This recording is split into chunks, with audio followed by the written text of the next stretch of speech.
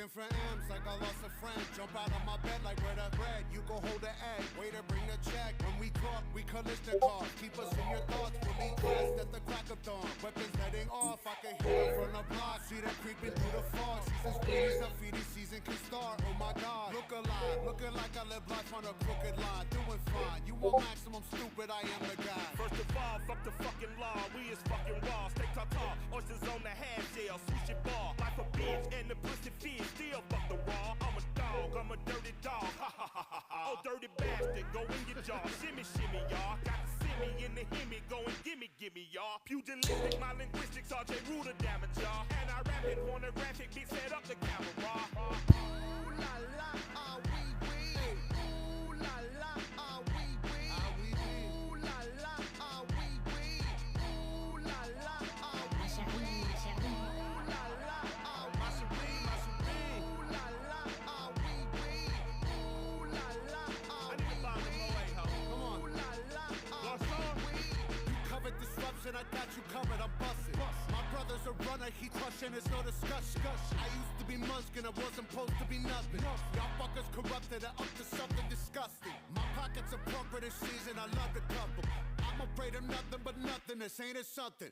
Warmongers are dumping, a point and click at your pumpkin. You're suffering disruption, so put your kids in the oven. Fuck a king or queen and I'm subjects. I pull my penis out and I piss on they shoes in public. People, we the pirates, the pride of this great republic. No matter what you order, motherfucker, we what you stuck with. I used to love Bruce, but living my vida loca. Help me understand, I'm probably more of a joke. When we usher in chaos, just know that we did it smile. Cannibals on this island, inmates run the asylum. Ooh la la, ah wee wee. Ooh la la, ah wee wee. Hello? Hello? How's it going, y'all? Oh my goodness. Starting off with technical difficulties. That's fantastic. Love that. Love that. How's it going, Baby Bruiser? How's it going, Shane, our producer, in the booth, yelling at me constantly. HR's here. Danny, Claudia, and some new people. Brittany, hello. And Subu is also here. I hope y'all had a fantastic Wednesday. I hope that work went well. Don't yell. Sorry, don't yell. Oh, no, you don't yell. Okay. Well, that's that, Well, okay, whatever you say. Whatever you say, Shane. I hope y'all had a fantastic day at work. I hope you ate well. I hope you were able to enjoy the outside if it's not super smoky outside. Some of the places. Today was the first day of 6th grade.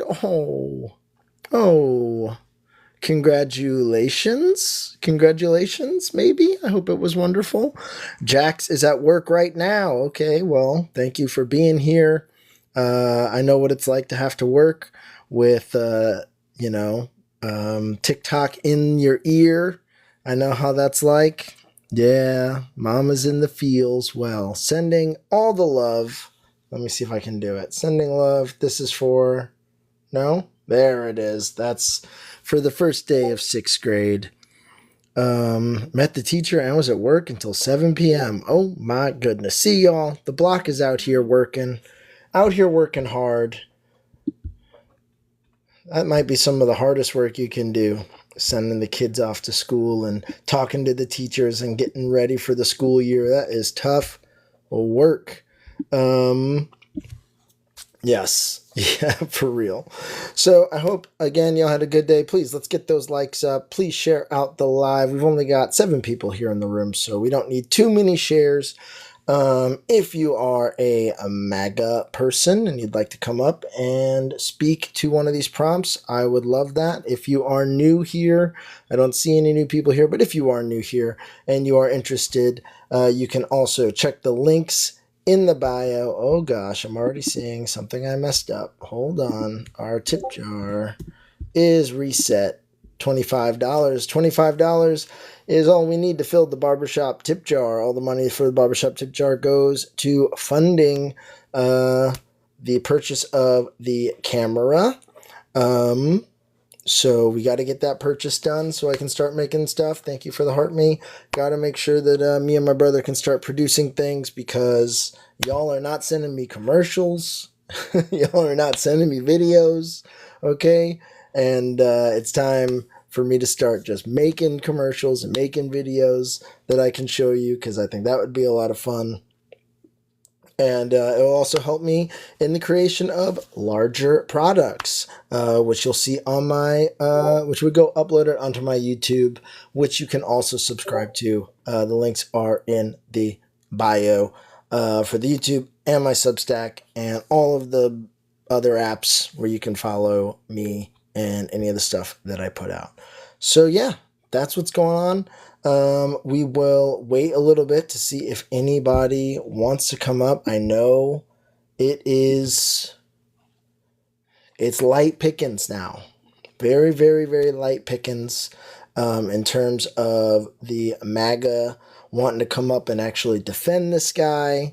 I think they're kind of hiding in their little holes, their little hovels. I don't think I've seen Dame live in forever, even though he's blocked now again, but I haven't seen, the Hoff out in the streets. Texas for Trump has retired. Even Millie is staying in their own little holes. Nobody wants to do it. What they are doing is battles. They are doing battles. MAGA is doing battles. They are stepping outside of having the conversation with us and the battles with us. What's up, Mr. Bella? And Bella, I'm assuming. What's up? There's Bella. There you go. I'm assuming that MAGA is stepping outside of trying to have these debates, and they are moving. Oh, okay. All right. Bofas. Okay. That's a dangerous one. I think Millie's a dangerous one. I've written down a list of the ones that we need to take down. Check Discord messages. Okay. Y'all are just, I'm getting yelled at from all sorts of... Okay. Okay, thanks, Danny. All right, got it, Danny. Thank you. So yeah, I've got a little list of the general that I want to take down. Reptilian says super corrupt, yes, but the most corrupt, don't know. Wilson exists. Yeah, cool. If you want to have that conversation, we could have that conversation, but it's fine. Otherwise, what was I saying? There is a list of Republican MAGAs that I think should be taken down, and I think that we should be concerned a little bit that they have decided to step out of the debate center with the left or with liberals and try now to just do these battles, talking to regular people, get them back on their side. The right is very good at reading the wind. Very, very good at reading the wind. And I think if they ultimately have recognized that they're not going to win the conversations with people who spend a lot of their time looking this stuff up, doing large history polls, reading what the policies are, it is much better to go out into the world and to battle or debate normal people on, on rhetorical, sort of common sense political standing. And, that might be what they're doing. Exactly, Heather. So we have to be aware of that. Maybe that's something that we should pick up. Maybe that's something that Bill might want to start doing. Maybe it's something I might want to start doing if that's something that we're interested in.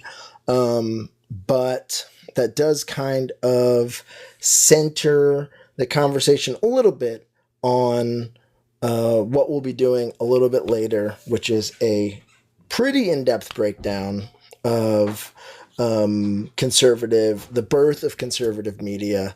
I don't know how that's gonna go, y'all. I'm not gonna lie to you. We've been doing a lot of work on trying to build that out and make it make sense. but we'll see. It's something that I think is important. But before we do that, we have to introduce, first of all, our number one moderator, Pause. How's it going, Pause?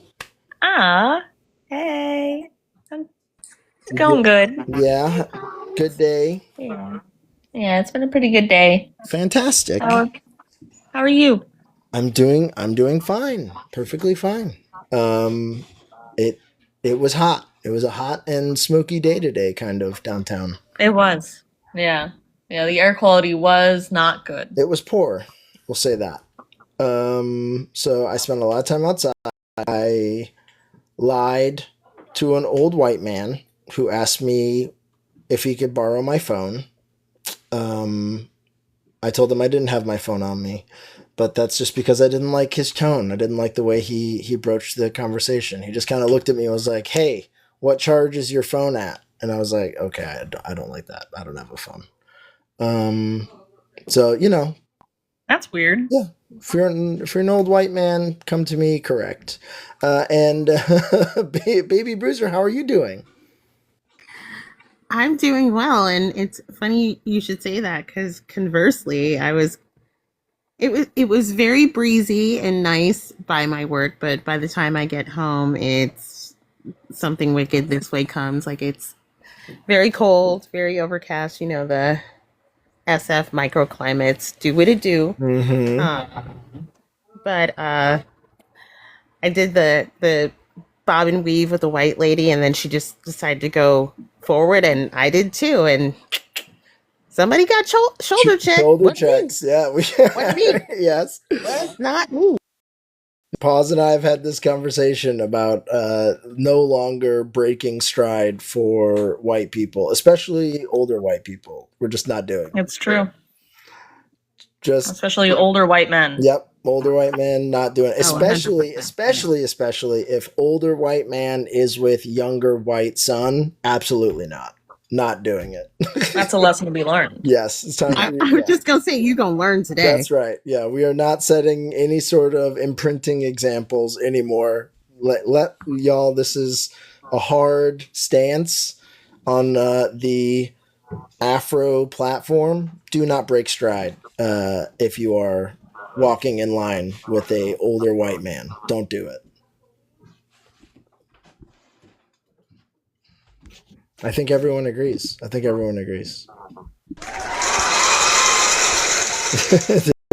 no longer do. What's up, Chelsea? I would. I drank, and I'm not like others who can't control. Okay. Well, Chelsea, I hope that you are enjoying your libations, and those pictures of you and Bill and Dee were awesome. So I hope that what was it, SummerSlam or something? I forget. It was one of the WWEs. I hope that was good. The lick was paid for on the company dime. That's the best. That is the best. So jealous. You're living the dream. Literally. Yep. Only thing that would be better is company car. Company car and company coke. That is Hotel. a hotel. Yeah, you're right. Company room. Mm-hmm. Look at me getting too small. I need to expand my mind. There's more out there. Diversify your assets. Come on, Wu-Tang said it. Not while drinking. No, I'm not saying company car. I mean, like you're getting a ride, HR. Like you're being driven is what I meant. Oh my goodness. Oh wait, I just read that too. I'm I'm gonna put on my glasses. I'm not advocating for drinking and driving, HR. Never. Absolutely not. That is number 2 on the Cred platform. Don't drink and drive, y'all. Don't do it. Terrible news. Oh no. Uh-oh. Breaking news for me personally. Okay. So at work, Cred knows this. I got a camera pointed in my face by an LA influencer. Which one? At my barista job, because she wanted me to make some weird ass like affogato for her instead of espresso and ice cream. It was chai tea. And it was fine. And she's just posted me on Instagram. So Oh Lord. I'm so Oh my scared to gosh. look at So it. you are actually, it happened. You're actually up there. I'm in the thumbnail. Oh no! Not Because the she came in thumbnail. and she was like, is it okay if I film in here? And I was like, yeah, that's fine. And she's like, do you mind being in the video? And I was like, I don't care. People film in here all the time. It's a thing. And then she just starts recording the like actual interaction of like ordering her drink and then has me pour the tea over the ice cream and then turns the camera around. She's like, okay, now can you say fagato? And I was like, what? And I was like, fagato. And I was like, I don't think I sounded convincing at all. So I assumed that she wasn't going to post it, but I just checked. Yikes. Oh my gosh. Yeah. Oh, you're gonna be on my For You page. Yeah, all her 150 followers. Can I? But it does have can 1,000 views. Can I question you about what is this person's name? Can I look this up? Can you send Yeah, it it's to me? Yeah, I'll send it. Thank you. Can you send it before the first commercial break? I swear to God. Could you? Yes. Is it possible for you to send it before the first commercial break? Because that would be. Yeah. The commercial. Me at work is the commercial is crazy, Cred. No, you know what? That's true. That's true. Actually, I should do that. But it's fine. We'll put it. I in trust the all Discord. 12 of you. We'll put it in the Discord. You never know what crazy We're a big person's family. gonna show up. Yeah. Also, who doesn't like an affogato? Like, come on. What are we doing? Yeah, what's wrong with the espresso? Why are you making it weird? On top of a gorgeous like ice cream, it doesn't matter which one you want or like, but oh, it's so good. And it's like a house-made gelato. Oh my God, even better. Wow. But yeah, her whole thing's like fogato, so I guess it's anything but espresso. We know anything but her, okay? That's so funny. Okay. I've never had one of those. Yeah, no, I honestly, I think Paz has explained to me what a affogato is once, but I am. It's just espresso over ice cream. Yeah, yes. Okay, so you did. It's tell just me. a tasty little treat. I'm so with a boost. boring when it comes to coffee, y'all. I'm a dirty chai or a drip coffee person. Like I am real. Well, treat yourself and get it. Do you like root beer floats? I do. I'm a big root beer float fan. Well, think of it as the root beer float of Italian coffee. Okay. Really good. We'll try it. We will definitely try it. Then again, you did have fancy drip coffee this morning, so. Okay. Jonah, I'll have Jonah know. I'll have you know right now. There will be no talking of rhythmic gymnastic Spider-Man. Okay, you need to tighten it up, dude. Okay, you need to lock in. Okay. Let us really quick before we go into the big stuff, because I highly doubt we're gonna get any MAGA people up here. Maybe if we do some MAGA stuff in the chat, some Trump stuff, or we can talk about Black excellence for a little bit. That usually brings them in. But we will just go over the news very quickly. Obviously, the big win yesterday was in Michigan. Abdul Al-Sayed beating Haley Stevens, even though AIPAC dropped $60 million in that campaign.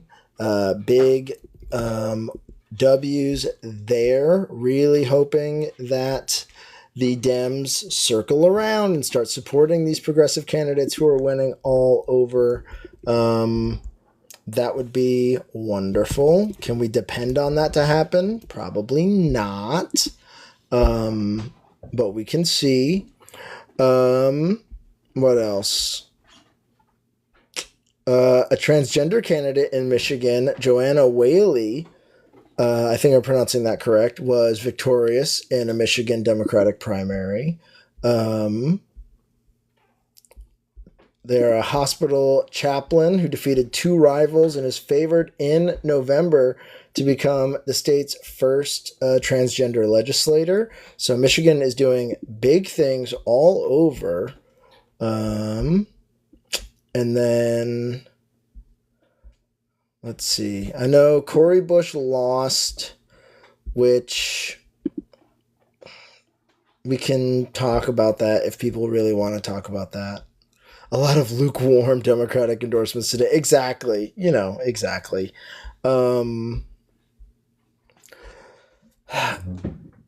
It's so funny how they're blue no matter who until, for a second, I was actually wondering whether or not we were going to get kind of like the same thing that happened with Mamdani and like if any of these Democrats, if like McMurrow, I think that's her name, or Stevens tries to run or get on as like an independent or something. I don't even know if that's possible, but I'm just didn't like that. And then we also had this in Nevada.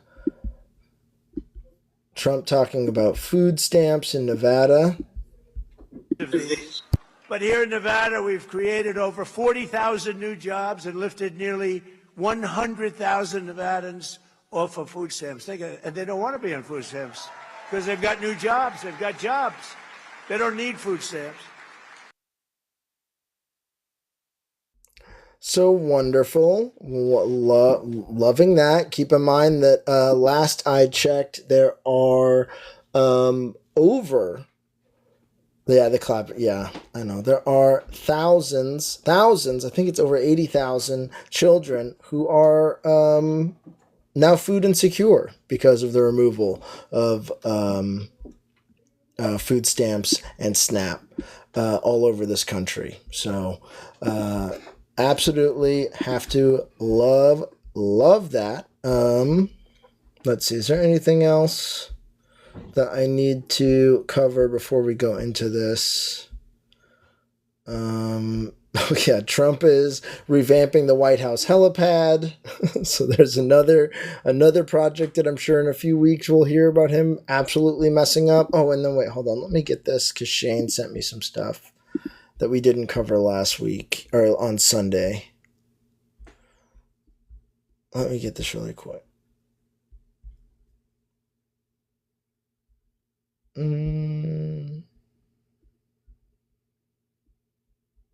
Yeah, thanks, Shane. What do we got? Oh gosh. That's okay. That's actually really sad.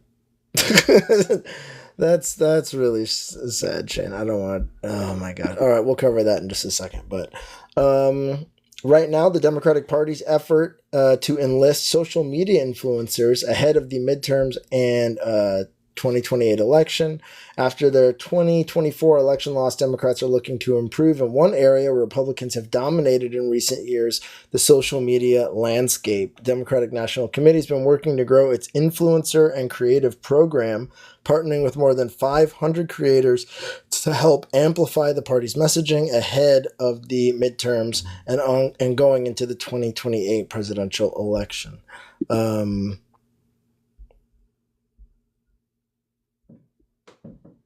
Oh my God. Yeah. Love that. Wonder how many of them will be white. How many of them will be, I mean, it's like, is it going to be Dean Withers? Is it going to be the Dean Withers crew all over? Come on, we can write the guest list right now. Let's do it. And also it's just again, we're going to kind of cover this in a little bit, but I just think the Democrats have a really just misunderstanding as to what it is that gets people excited, what it is, the pathway to get people to care about these things. I really don't think it's like as much effort as they're putting into like destroying Hassan and that kind of stuff. I really don't think that like they have as much influence as these people think that they do. No, because I think that and correct me if I'm wrong, but I think that the difference between like the Republicans and the Democrats is that On the Republican side, the young people like the old ways. On the Democratic side, we can see the old ways. We've already known it. We already know it doesn't work. And we are like, come on, something else. Yeah. We've been telling you something else for, I don't know, 40, 50, 11 years. So what's not clicking? What's not connecting? That is a really, I think that's a fantastic, actually. And just sort of that chain, because the conservatives are sort of all on the same page, that chain goes all the way down or all the way up, however we want to talk about it, right? If there's a conservative on TikTok or on YouTube, they're saying the same thing that someone is saying on Fox News or on News Nation. That message goes all the way down, all the way up. It goes into the publications. It goes into talk radio. That message is always the same, and you're not going to get that with Democratic messaging. It's just not going to happen. I don't know. I might have heard a step that was like that before. It might have required a key. There's a key that requires a step, and I don't know. I've heard of it before. I don't know. Do y'all know? Do y'all know what kind of step that is? Whoa. Okay, Jonah with the whale. All right. Okay. Jonah, I said to lock in, and Jonah locked in, and again is attempting to get me to strip on camera. And look. Wait. Time out. Wait. Excuse me? What? Wait. Look. I didn't know. When did this become OF? It's not. Gotta lose a button, I guess. It is not OF. It's not OF. I'm just saying. I understand that there's a lot of backup. Back up, Cred. I know there's a lot of assumptions about what I will do for these kids. I'm telling Queen, you in trouble. Look, I'm not doing nothing like that. Look, let me tell you, the clothes are staying on. And what you said. That's not what you said 2 seconds ago. Okay. And Queen witness doesn't give a shit on this channel. All right. Let's see. Is there more stuff? Is that where the energy is? Hold on. Okay, yeah, let's do this. This is kind of funny. I'm not, because I have to save the ability to view stuff until we actually do this thing. And I'm waiting to just make sure that no MAGA shows up. But Ted Cruz was on Fox News talking about what happened in Michigan. So, want to cancel Thanksgiving? They're crazy enough, yes.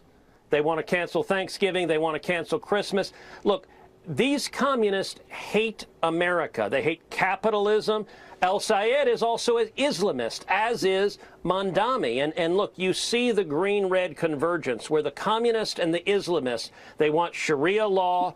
They hate Jews. They hate Christians. They hate capitalism. They hate America. All of this is coming together in a way that is really a toxic.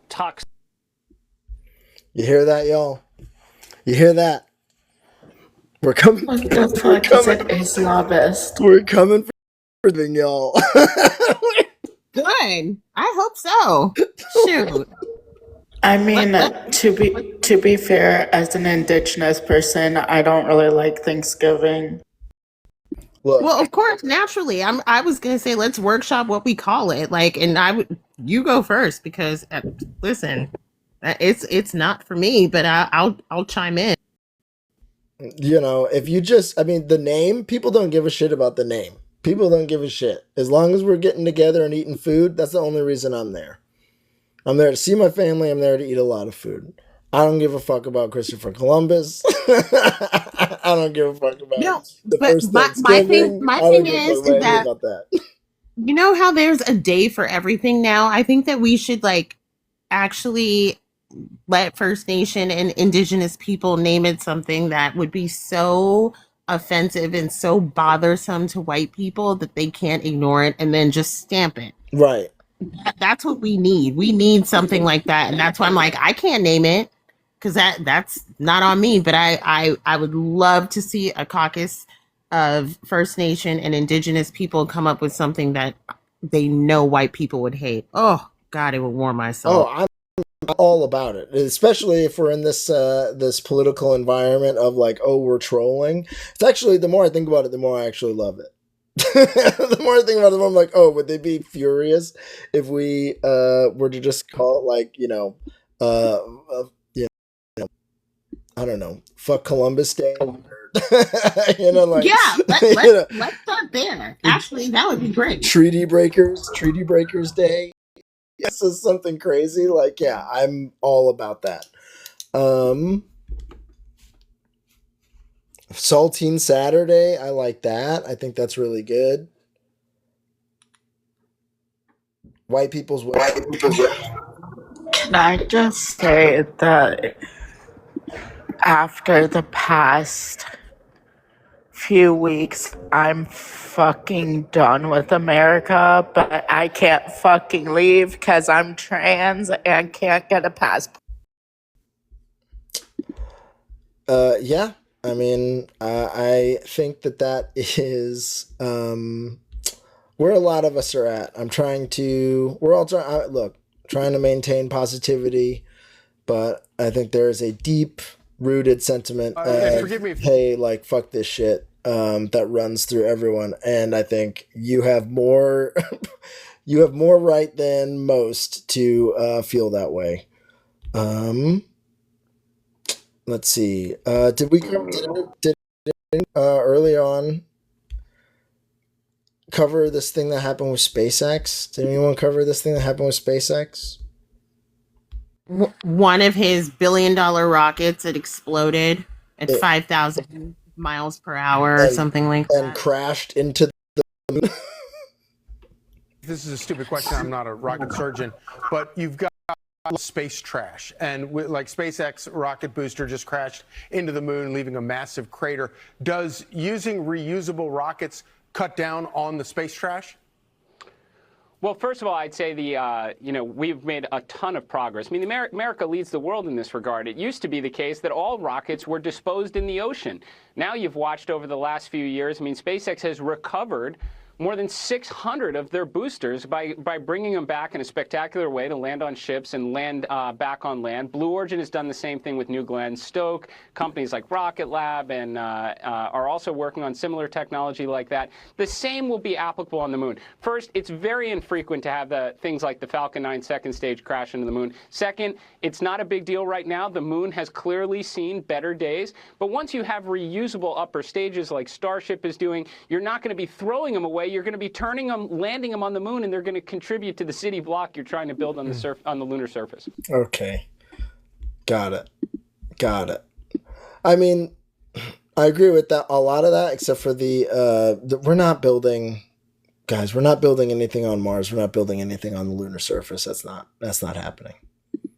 The moon has seen better days. The moon, she been dead. The moon has been dead.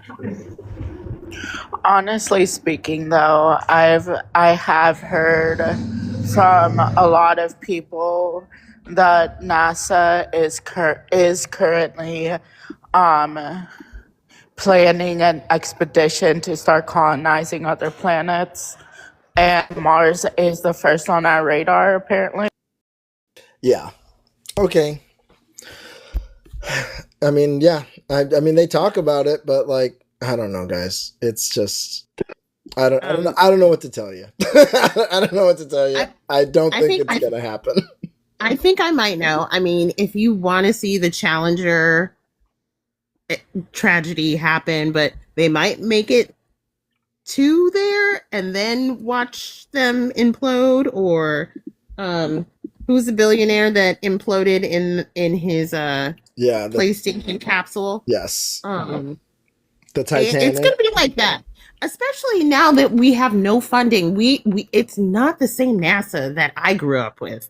We don't have the same smart people in office. We don't have the same anything. So I'm like, all right, you go ahead and go in your starfish tuna can and fly up to the moon, and you can play among the stars. But okay, things that I can see being on the moon or Mars are like refueling stations, a place to set up where people can drop down and pick up supplies. But the only thing of any benefit for those kind of travels are asteroids that are stocked full of minerals. And at the end of the day, in this capitalistic society, that is going to be the only thing that people give a shit about, is how can we get to these asteroids, how can we come for minerals, and how can we bring them back down.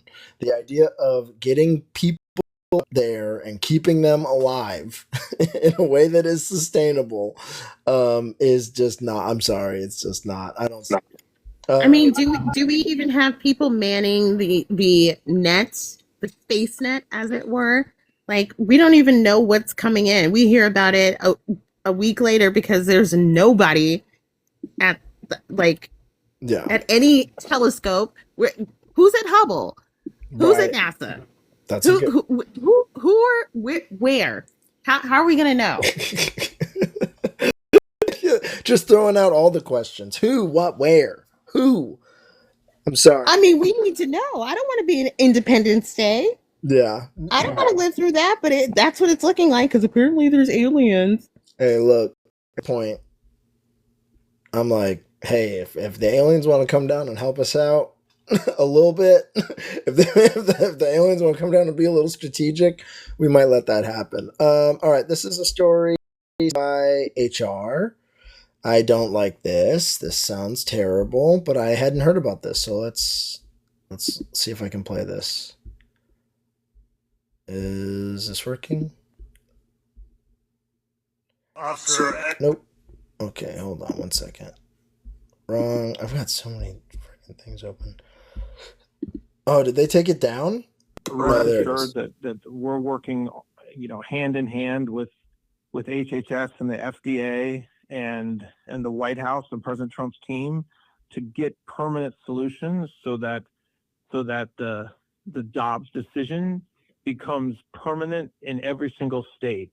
So that means that if states are allowing, if states have said we are going to protect the unborn and we're going to protect every life from the moment of conception, we're putting practices and policies in place so that other states and other organizations can't attack that, and they can't, do things like they're doing with mailing in mail order drugs and things like that. And it's a process that takes a lot of time, and that's why it's been 19 months and we don't have complete victory yet, but we will have victory, and victory will be soon, and it will be permanent.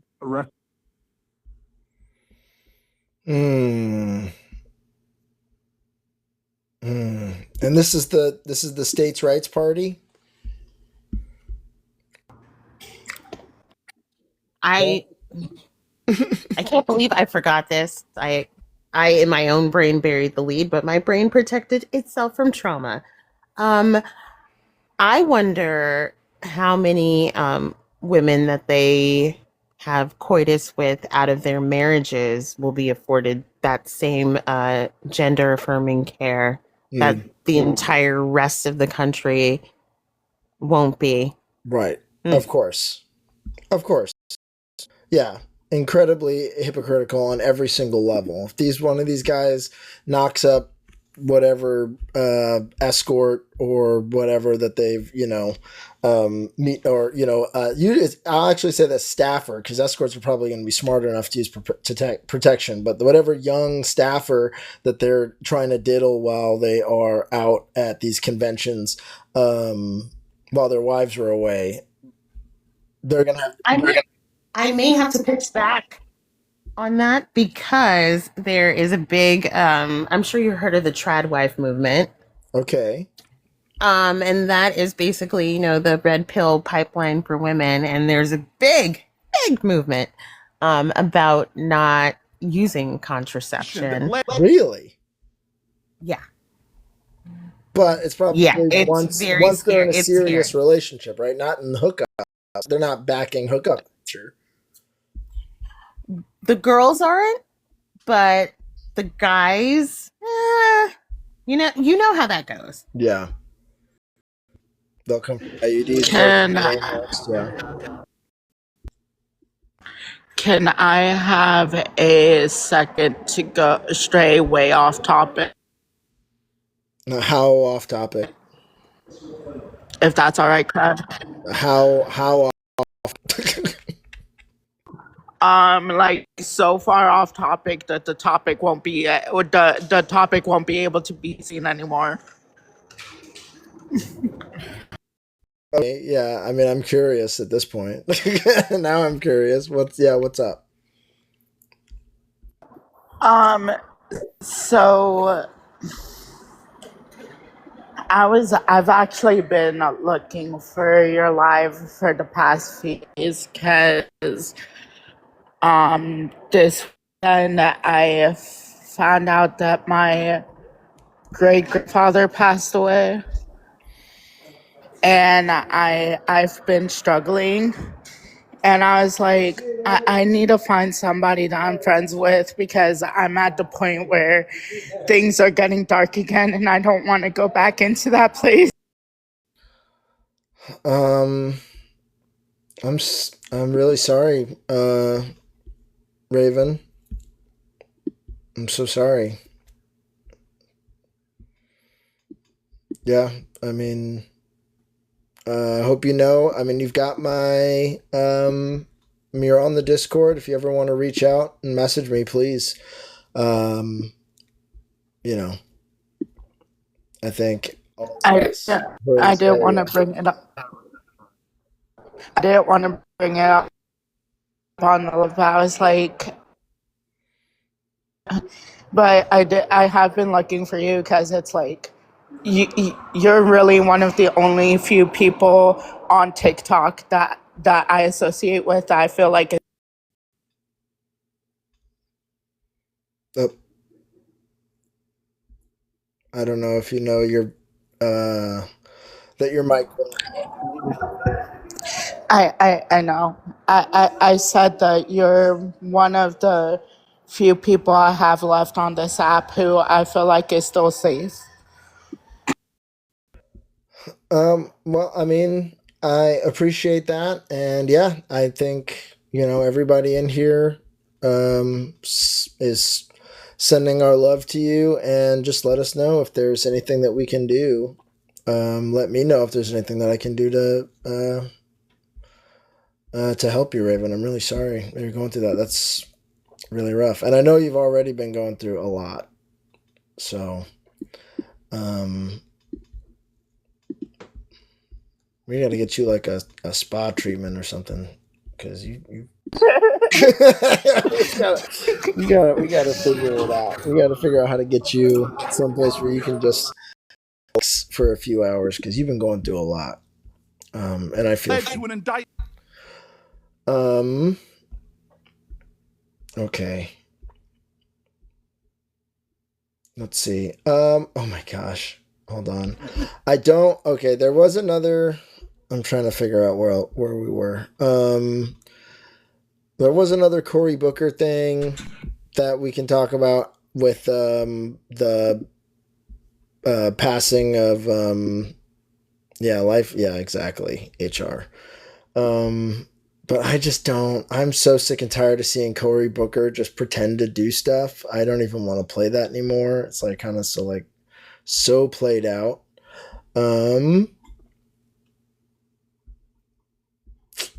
Let's see. Anything else big that we want to talk about before we go into this? This is a big. Oh my gosh, dude. I think I'm actually just stalling because I'm like fucking nervous about going into this. This is a lot of stuff. Okay, can I be goofy? Please be goofy. Where is Mitch McConnell?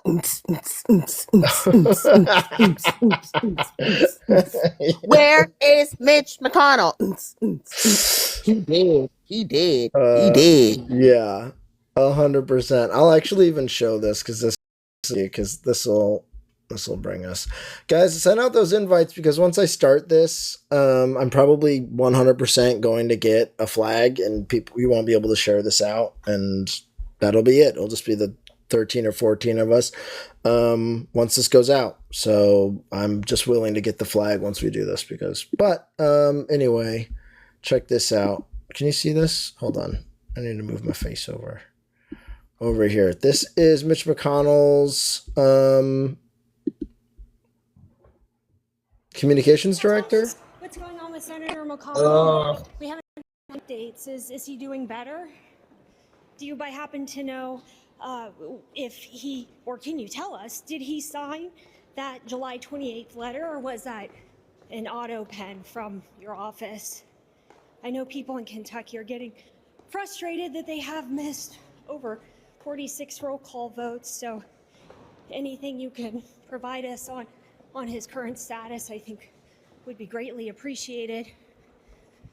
Do you think it's fair that your office and the other staffers are still getting paid while Kentuckians go without representation? No comment to any of this? All right, thank you. So yeah, that is Mitch McConnell's communications director basically just refusing to answer any questions about where Mitch McConnell is at. Yeah, the smile I found to be very disturbing. Wait, Cred. Yes. I had some friends send it to me and they were like, "Do you think she gardened?" And I'm like, you know what? She might have had a garden gummy or something, because the detachment and weirdness and how she's licking her lips, I was like, hey, you might be onto something here. I mean, I think they're all. I think this entire administration uses a lot of rugs. Yeah. I think they do. But that is not how that smile read to me. That smile reads to me as, you know he's dead. I know he's dead. We all know Everyone knows he's dead, and look at you thinking that just asking me the question, like at this point, you know we're fucking you over. You know what we're doing, and the fact that you're still going through this dance of acting like I'm going to suddenly even pretend like that's not what we're doing. That's how that smile read to me. I don't know if that's just me. I've been hearing for the past few days that coffins have been being carried all throughout all 50 states. Don't know how true it is. Don't know if it's good news or bad news, but that's what I heard.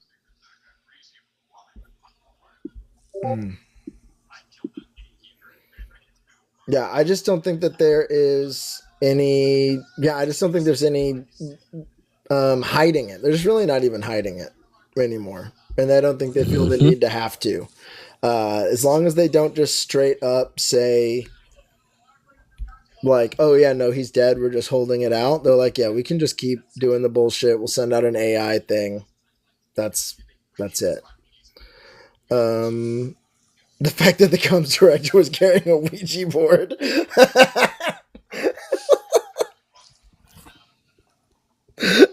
Yeah, she came out smelling like sage.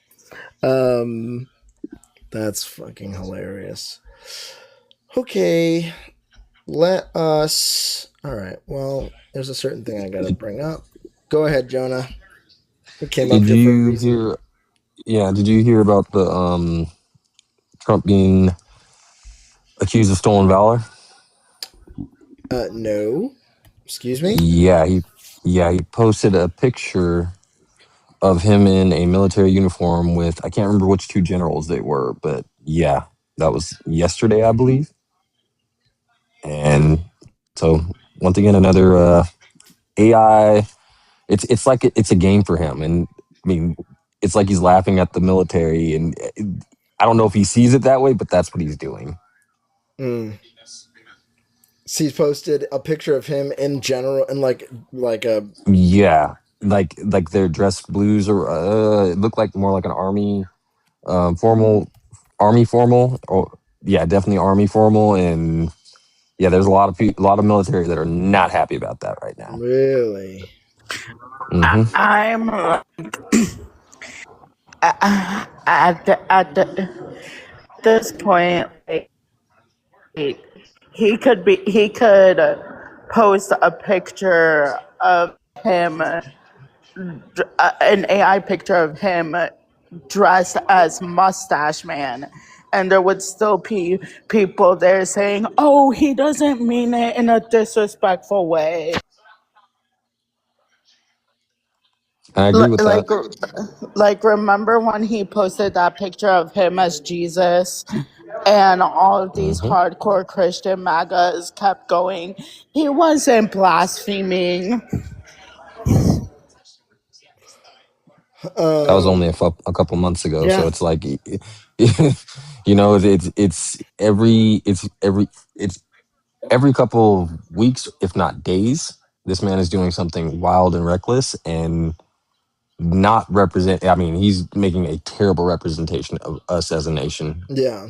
Like, Well, we played the clip of when they first introduced him to AI in the office and like showed him what ChatGPT can do. And I think he's just gone. I mean, you know, oh yeah, here it is. Yes. Patton, Trump, and MacArthur is what this is. Let's see if I can show this. Will this show?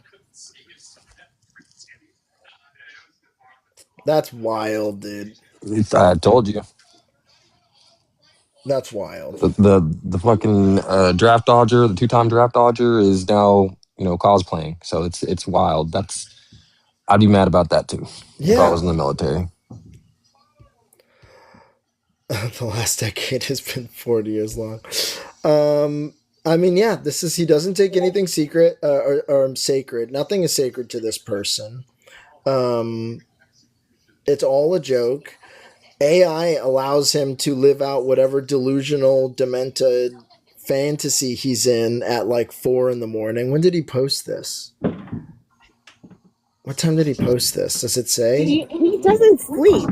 Like, did they find like quaaludes for him?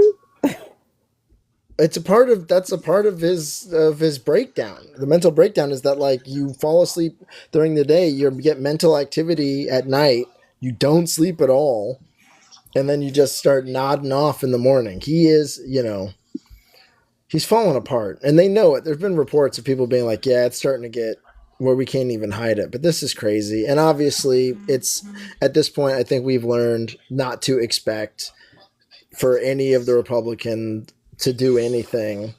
But I did want to talk about this before we get into it. And you know, hey y'all, keep liking the live, please. I know we're just kind of going over some stuff, but keep liking the live. And share. We have 14 people here, so we can share out a little bit more. If you've got any MAGA enemies you want to send it to before we get started on our little history lesson, you can do that. And yeah, let's just try and get this up to, guys. Oh man, these likes are not good, y'all. I'm looking at, we're at 19K. It's almost been an hour. We need to be at least at 30K if we're going to, or 50K if we're going to have a good number. So I don't know if we've got them machines or something, but that would be great. We can't exceed the number of viewers with shares. You are correct, Pause. That's, yeah. So I don't think it's been shared out. Has it been shared out that much? I don't know. I don't know where that is. It's been shared 15 times. Okay, thank you. Well then, yeah, listen to Pause, y'all. That's why they're the head moderator. They know what they're doing. I want to talk about two things really quickly. First is going to be this. Did anyone see James Carville on Fox News? No, what was he yelling about? So James Carville. So this kind of goes to what we were talking about the other day when we were going over what the moderate Democrats have to offer. Only 5 legislative days left before the Senate's scheduled August recess. The upper chamber now in a sprint to pass any piece of the president's agenda. Lawmakers telling here we go. Okay. All right. So this is what James Carville went on Fox News, of all things. Keep that in mind. I think TV, Jonas, so I'm going to just mute you there for a second. But okay. Real quick. What's up? Real Real quick, I just wanted to ask.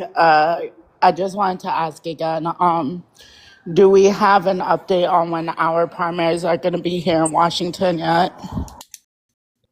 The primary vote was yesterday. God fucking damn it! I missed it. Did you get a did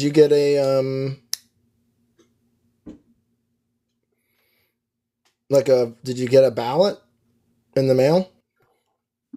I don't think so. Did you register? Because you just moved. I registered like 2 weeks after I moved here. Okay. Well, yes, our ballot was just yesterday. That was the deadline to get them in. I will need to make sure that we get your information down so that you don't miss the actual midterm, the general election vote. We got to make sure that you get that in. So please, I'm going to message you after we get off here so we can get you going. But it was just the primaries. So, but okay. All right, let's look at this.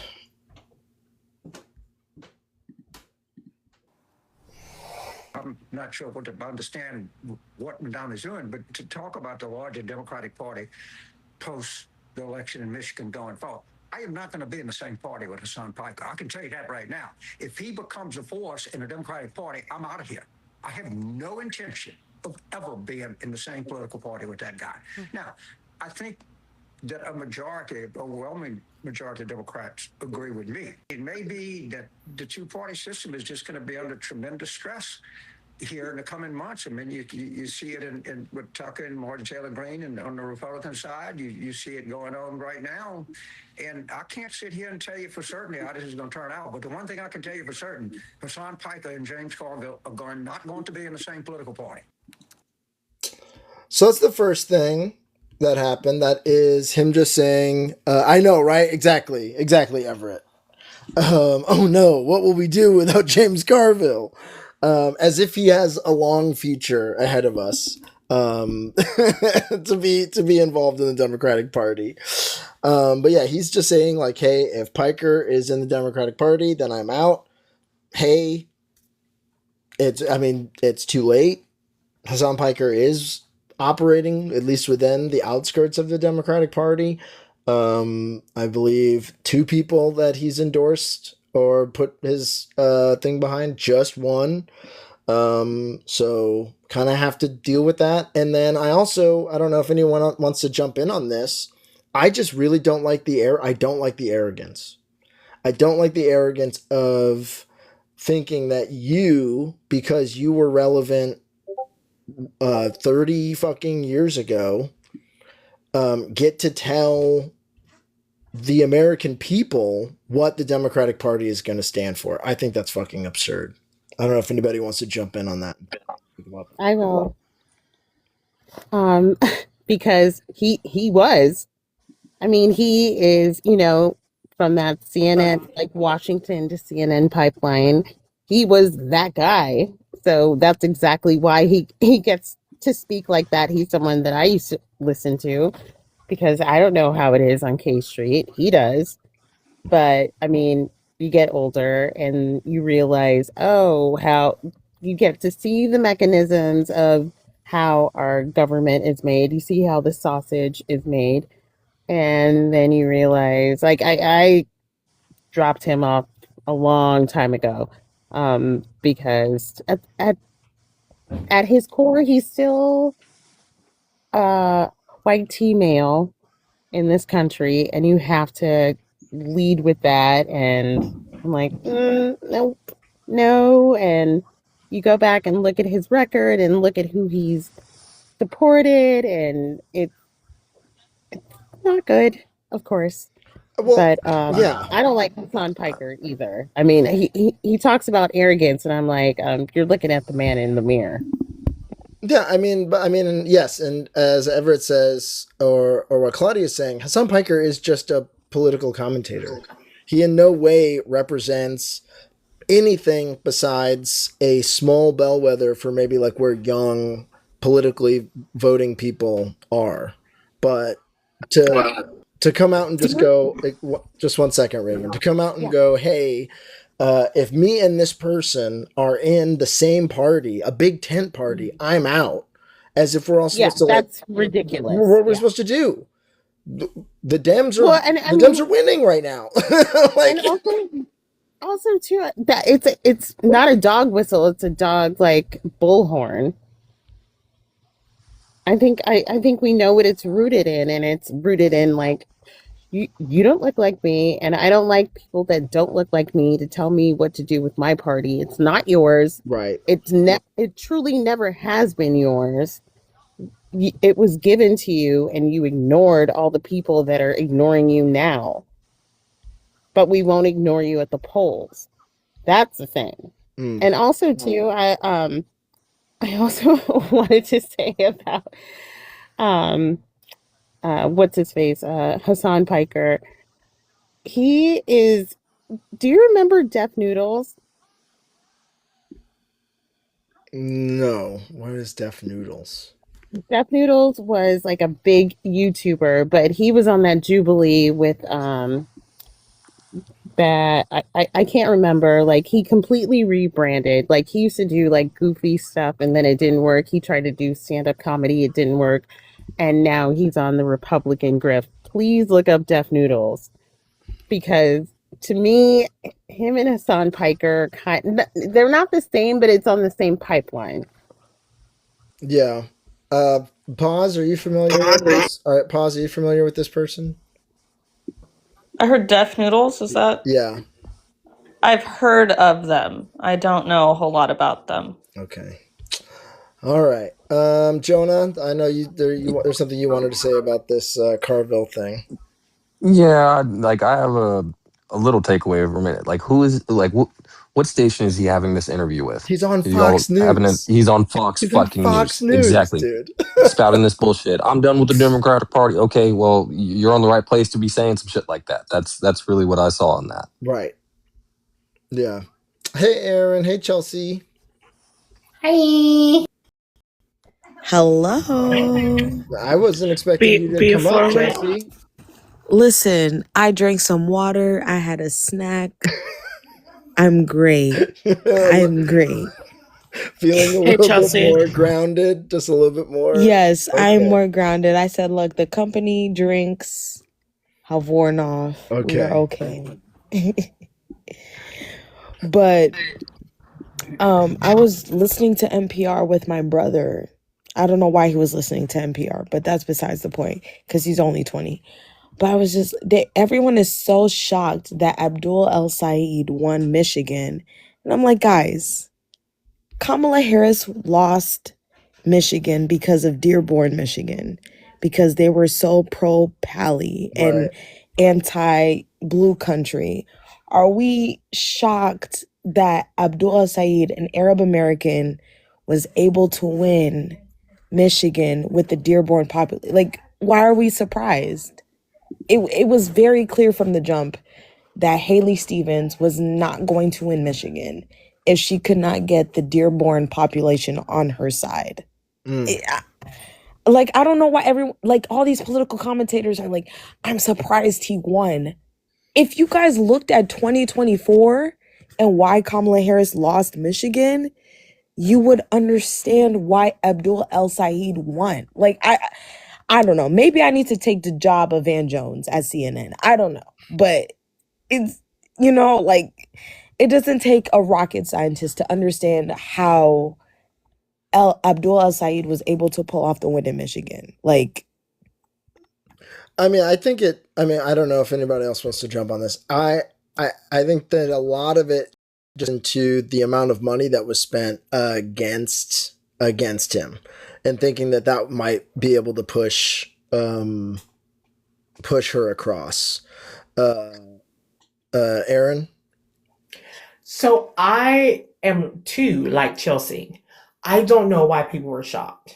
Okay. Number one, the interviews and the things that he was doing, the gotcha questions, the way he handled that shit, the way that he answered them, And you can tell there was no gotcha. He was speaking from the heart. He was speaking realness. He was speaking what they were saying. Even when they tried to get him with the, you're against sending money to is not real. And he said, I'm against sending money to my own people in Egypt. And the way that he was like, y'all just don't report on that. And it was calling out the hypocrisy that us normies have been talking about with the coverage of this. And yeah, Michigan was ready and primed for someone who was left to the establishment, but wasn't just saying something to disrupt, but actually getting things done and having a plan. And me here in Tennessee, hearing him when he was speaking, I'm like, I can get back with a bunch of his stuff that was saying, because it was, again, working class issues, and it wasn't the same old, same old. So I was not surprised. And I haven't seen everything he's done, but I did really enjoy his answer, because sometimes on CNN, they try and get him with being like, so you're against all religious states? Like you're against all, like any sort of state that's based on sort of having a religious or ethno state, and he's like, yes, like trying to get him on like being an Islamist, as they just called him, and he's like, yeah, I'm for democracy. Like, what are we doing here?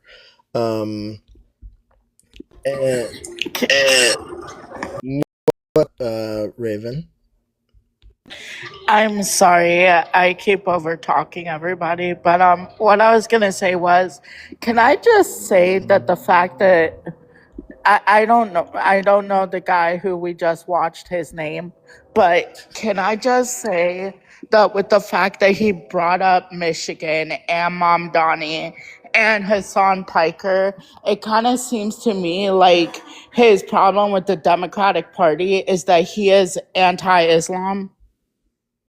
That is a huge thing. There is a massive Islamic push, but behind any of these criticisms, much in the same way that we just saw Ted Cruz do the same thing. They are trying to do whatever they can to stir up any of the post 9/11 fear. They're trying to combine that 9/11 fear with the Red Scare fear to just any of the propaganda that's been pushed out to get people away from these candidates, which people like. And so I'll move on to this next guy.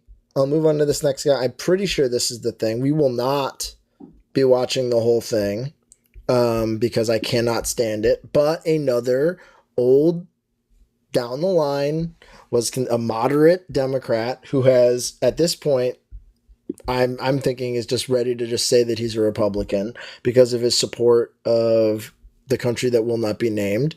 He did this on his show. 1 trillion lies, but when he says the Democratic Socialists of America are actually communist, that's not one of them.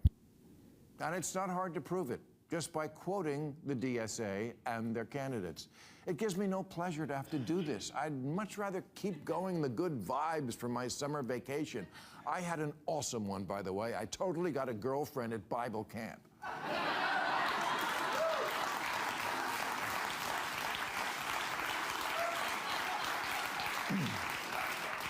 However, right before we left, Vice President J.D. Vance was on the show, and I told him that if the Democratic Party keeps going in the direction of the DSA, my vote was in play. And all I heard all vacation was, oh my God, you're a Republican now. No, that's not what I said. I said in play. And here's why. Because not a week goes by where I don't read about some newly chosen, exciting new face in the Democratic Party. And then when that face opens its mouth, the Communist Manifesto or some other crazy shit comes out. Again, let's just read the quotes. The DSA platform says you work as much as you are able and no more than needed. If that was any closer to Karl Marx's dictum, from each according to his abilities to each according to his needs, they'd be sued for plagiarism.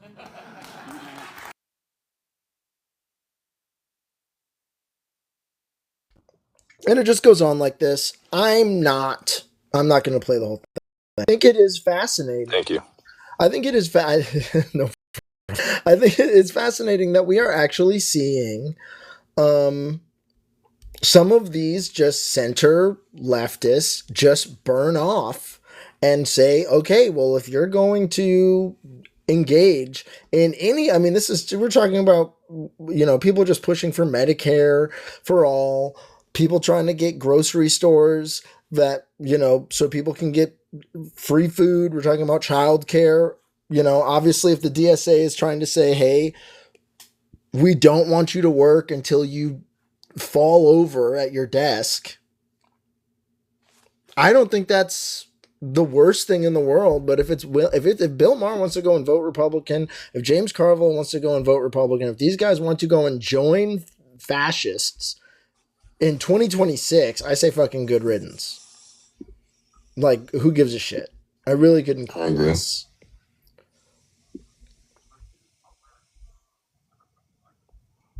I do have a little bit of new news, though. Ooh, new news. Okay. Yep. So New Mexico is suing the DOJ and Todd Blanche for allegedly blocking an Epstein probe into the ranch. Oh, I'd heard a little bit about this. Okay. Yeah. That's fantastic.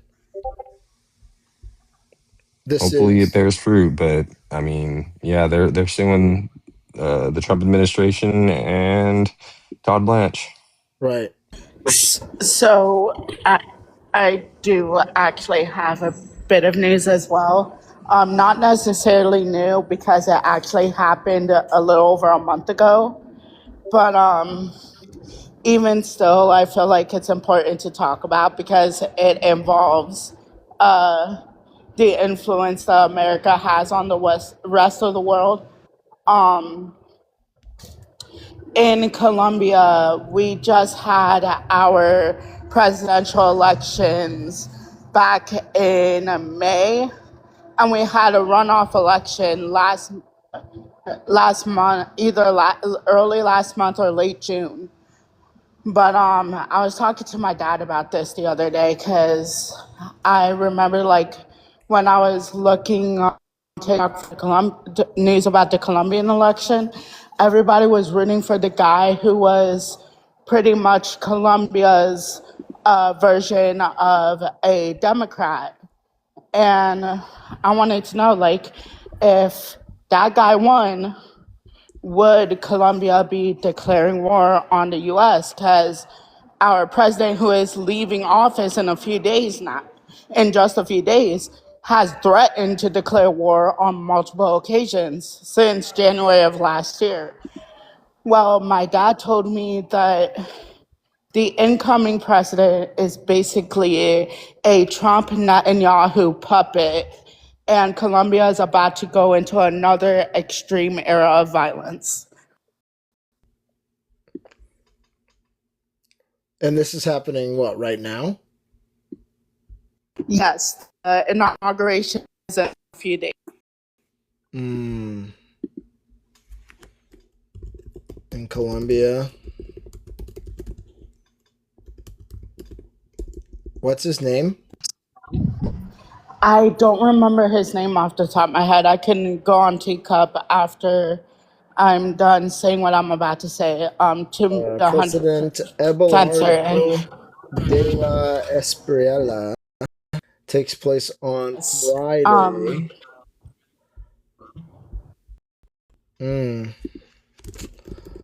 He's talking about wanting to have his inaugural party on a military base. He's talking about ending talks of peace with the FARC rebels.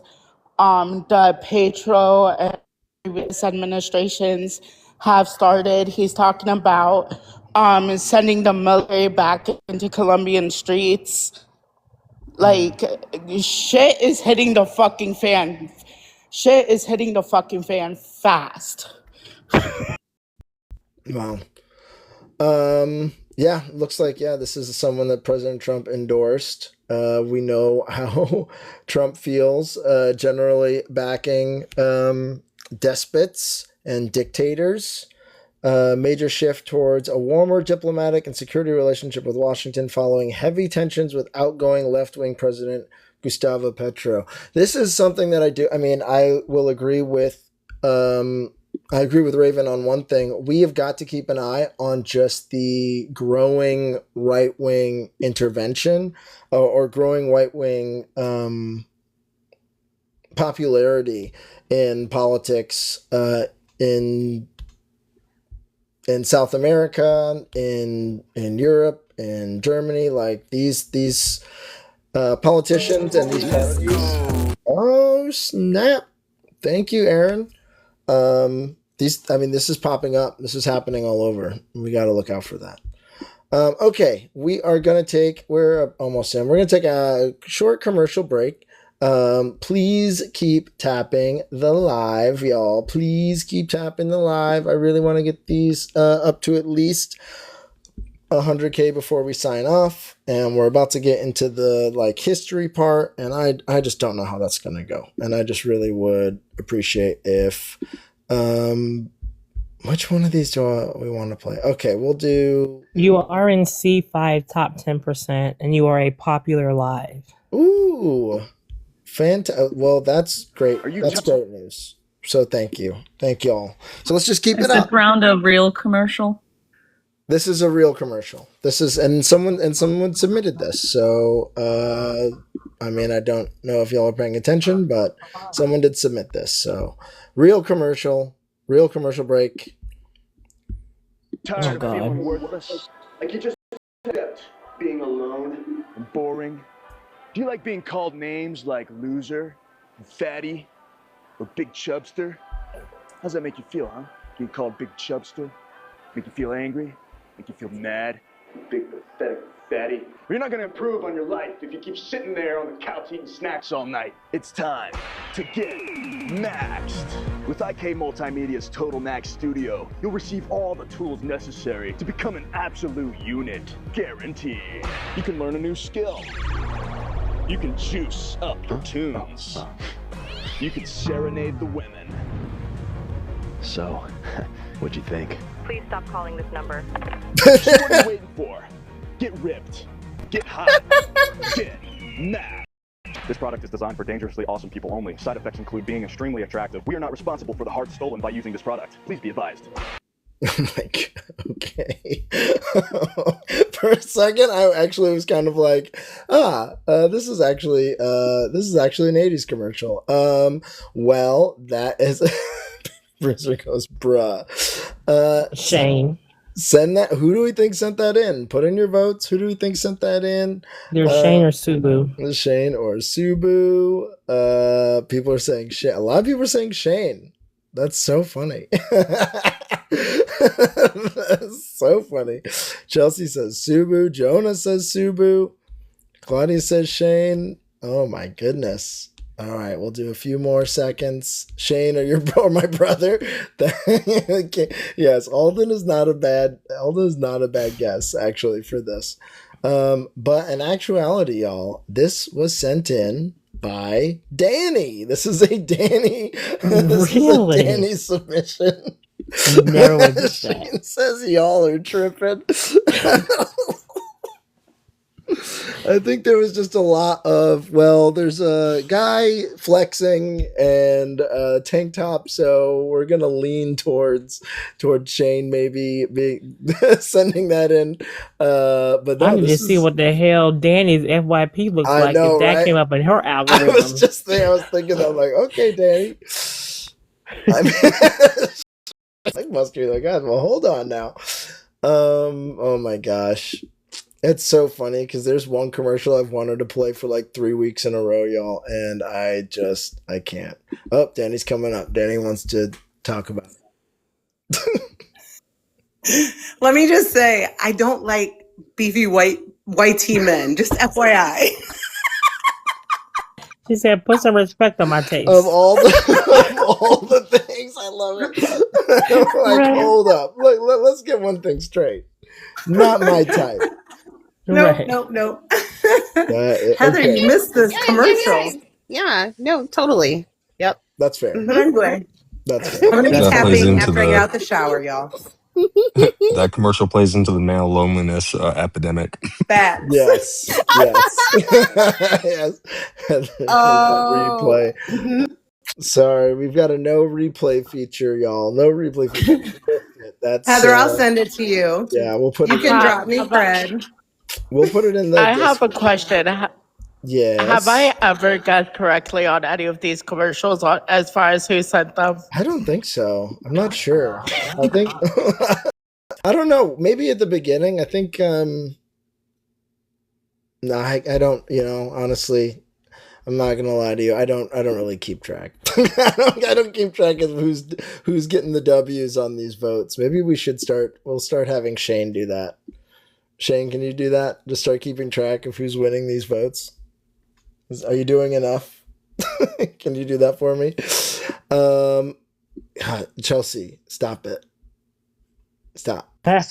Clyde is not coming in here. Y'all Listen, stop. Y'all Clyde, need to I stop. thought it was gonna send the gift, and it didn't send it.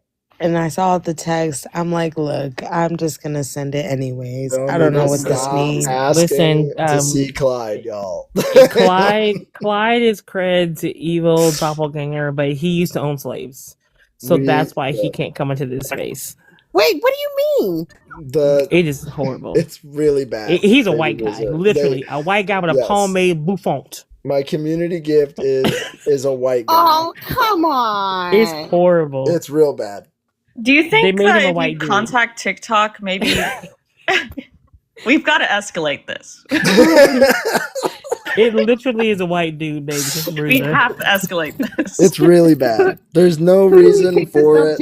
I don't understand how it happened. It's really bad. I don't know what else to say, y'all. It's not good. Okay. Should we do a restart or do we just want to keep going? I guess we'll just keep going. We'll just. That sounds good. I'm just getting home, so I'm ready to go. How was your? Weren't you out to eat or something? Were you on a date or something? No, a vendor flew in to take me to dinner after my project. And so I met like two of the people that were instrumental in my project. So we were like there for like 3 hours. Oh hell yeah. It was like a really good dinner and catching up and like getting the details about what I do and our partnership and stuff like that. Wonderful. No, not a date. Okay, they was of the. I mean, I'm not racist, but they was of the pinky persuasion, and that don't get my goat. Got it. You should have called me, Aaron. I would have taken care of that. No problem. Chelsea, but they are married. They are married. Well, why does Aaron sound like a CEO right now? Listen, because I'm a boss bitch. I was about to say, Aaron's a boss. Aaron's been a boss. Aaron's been sounding like this the whole time. Ain't nothing changed. Well, that's you like good that, to know. Danny? We got two. I mean, Aaron and Chelsea both just enjoying, out here enjoying drinks on the job, y'all. So I think that's fantastic. I had a purple rain. It's so good. Oh, what is that? It's like a lavender. I'm gonna still find a recipe online, but like it had went downhill because they had changed the suppliers, but they got the old supplier back. It was back to how good it used to be. But it's like a little martini cocktail, but like comes with like glitter and like iridescent with like raspberries. It's really good. I don't know what kind of alcohol's in it, but it's really good. Sounds beautiful.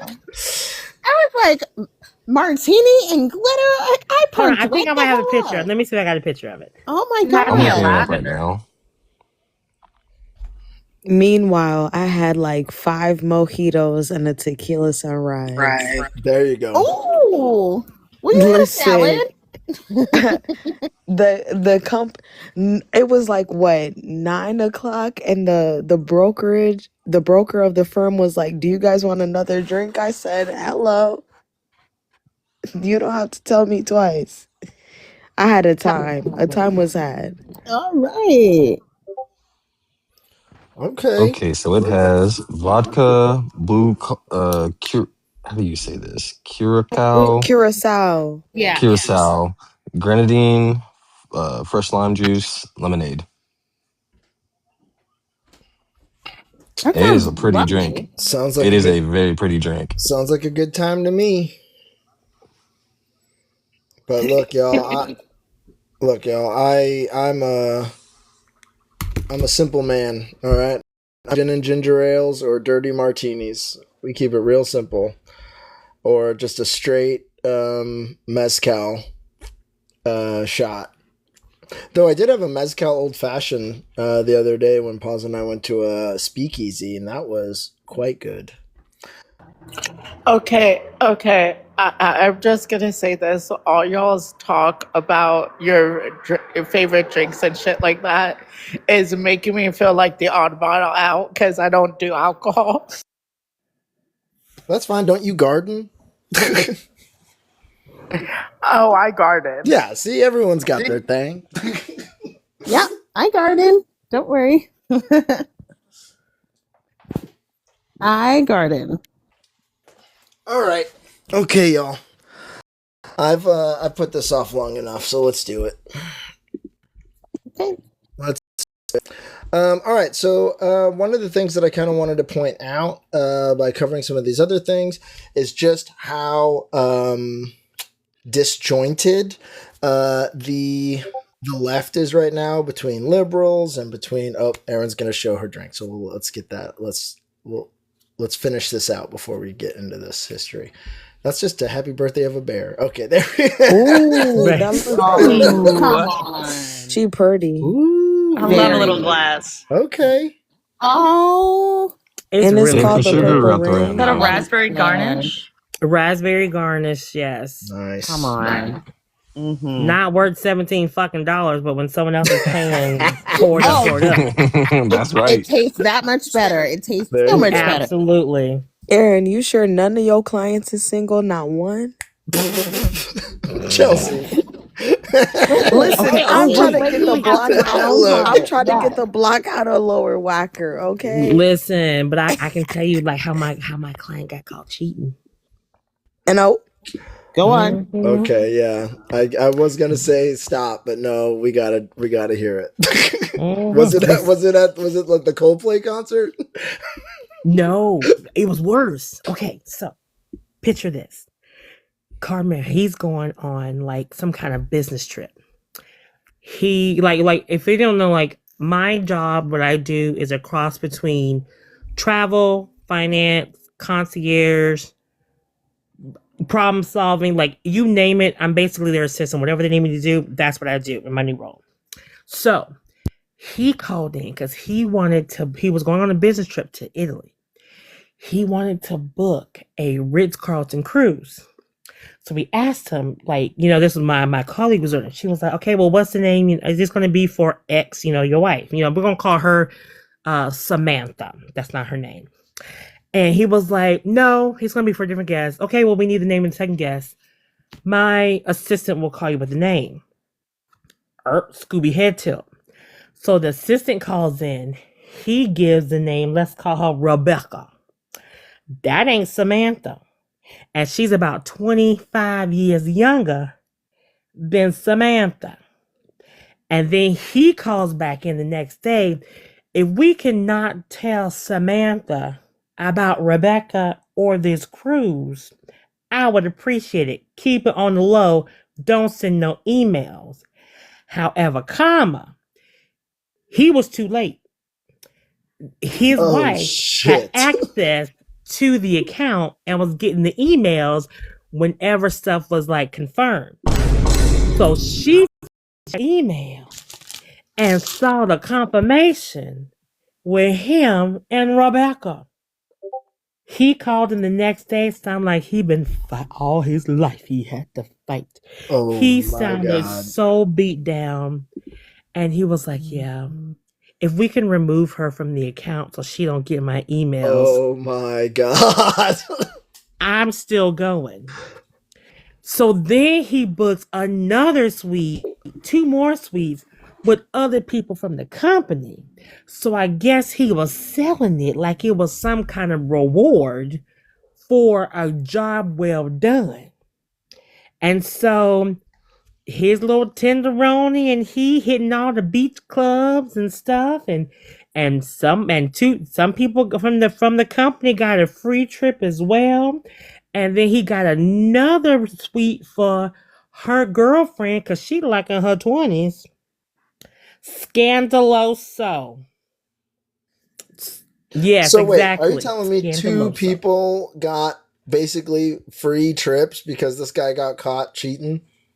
And wanted to cover it up. Oh man. See y'all. So next time, my email address is for the free Oh, ticket because You oh had better my screen record God. that. That was a whole lesson. I was like, I'm glad he got caught. Well, Just saying. first of all, yes, glad he got caught. Second of all, anytime anyone tells you, oh, well, you know, these people are working harder than regular people, like this is what they're up to up there, y'all. This is where that money is going. This money is going to cover up affairs. Right. And But meanwhile, my FBI skills came because I didn't know what the wife looked like. I found the Jezebel, I found the wife, I found the daughter, I found all their pictures, and I'm like, wow, that is definitely an Aaron thing. It's like, oh, Yes. wait a minute. oh yeah, oh I know. She knows everything about us. She knows I'm a bum. She knows everything about. I do not use my powers on friendlies. I do No, not. I know. But That's my rule. I don't use my powers on friendlies because I do not believe in violating someone's privacy, especially when I'm in their inner circle.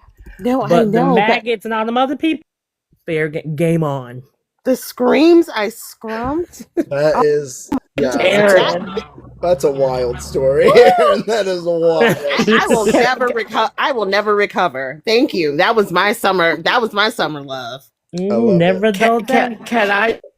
Can I just say, the more and more stories Erin shares with us, the more and more I wish I had her life.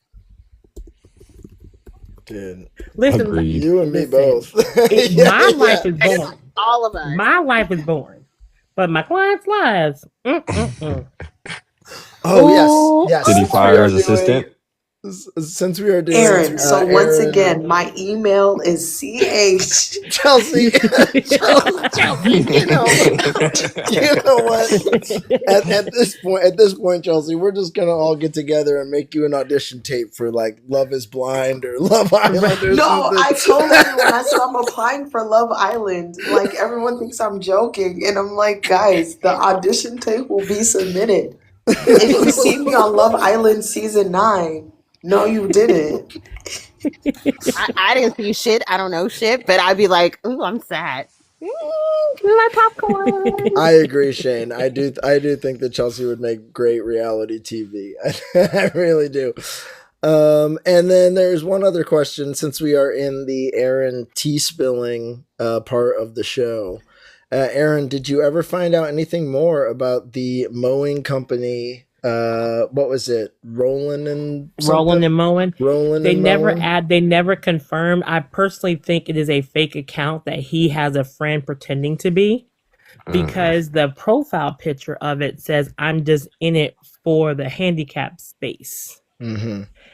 And like, I'm sorry, like I understand dark humor, but if you have a company that you're promoting, that you're trying to get business, and then your profile picture, it's kind of like some ableist shit that is fucked up. I don't think it's real. And then the fact that it's been weeks and nobody who added that account has gotten in, it's a fake account. It bought Yeah. Followers. That's my opinion.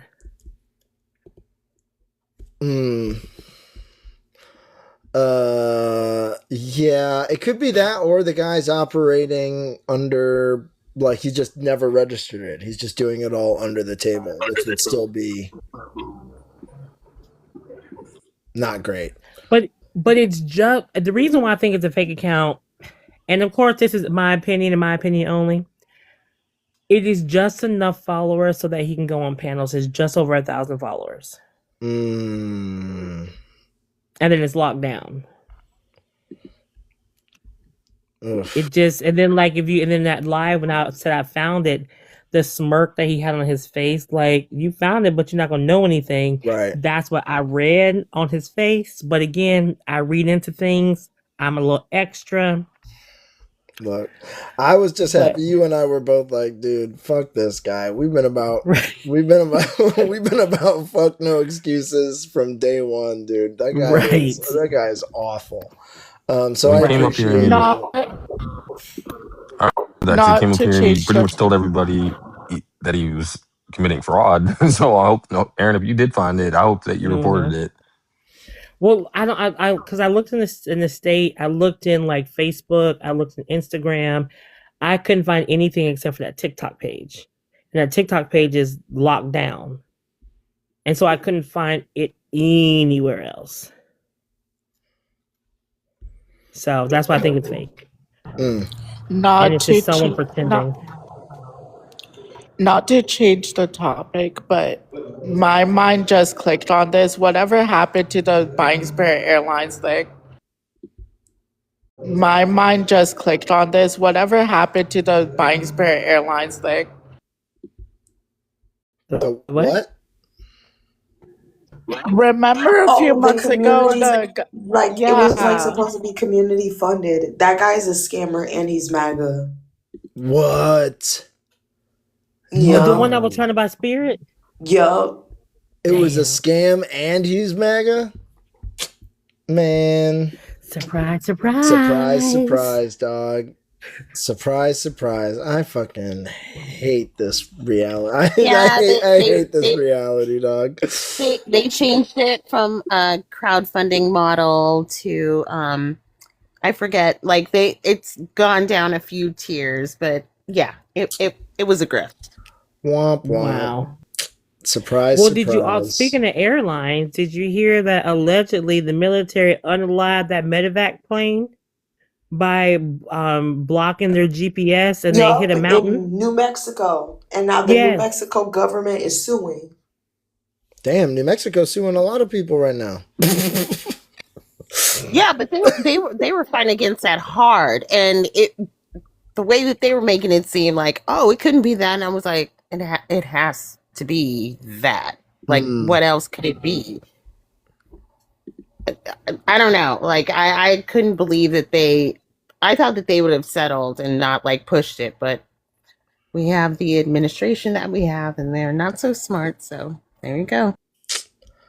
Oof, y'all. There's too much to follow over here, y'all. Too much. Also, y'all tap the motherfucking screen. Cred is at 33.2K. She been drinking because she cussing, and she normally don't cuss on the live because she got her church. She got the flock following her. Hello, listen. I know how to control my liquor.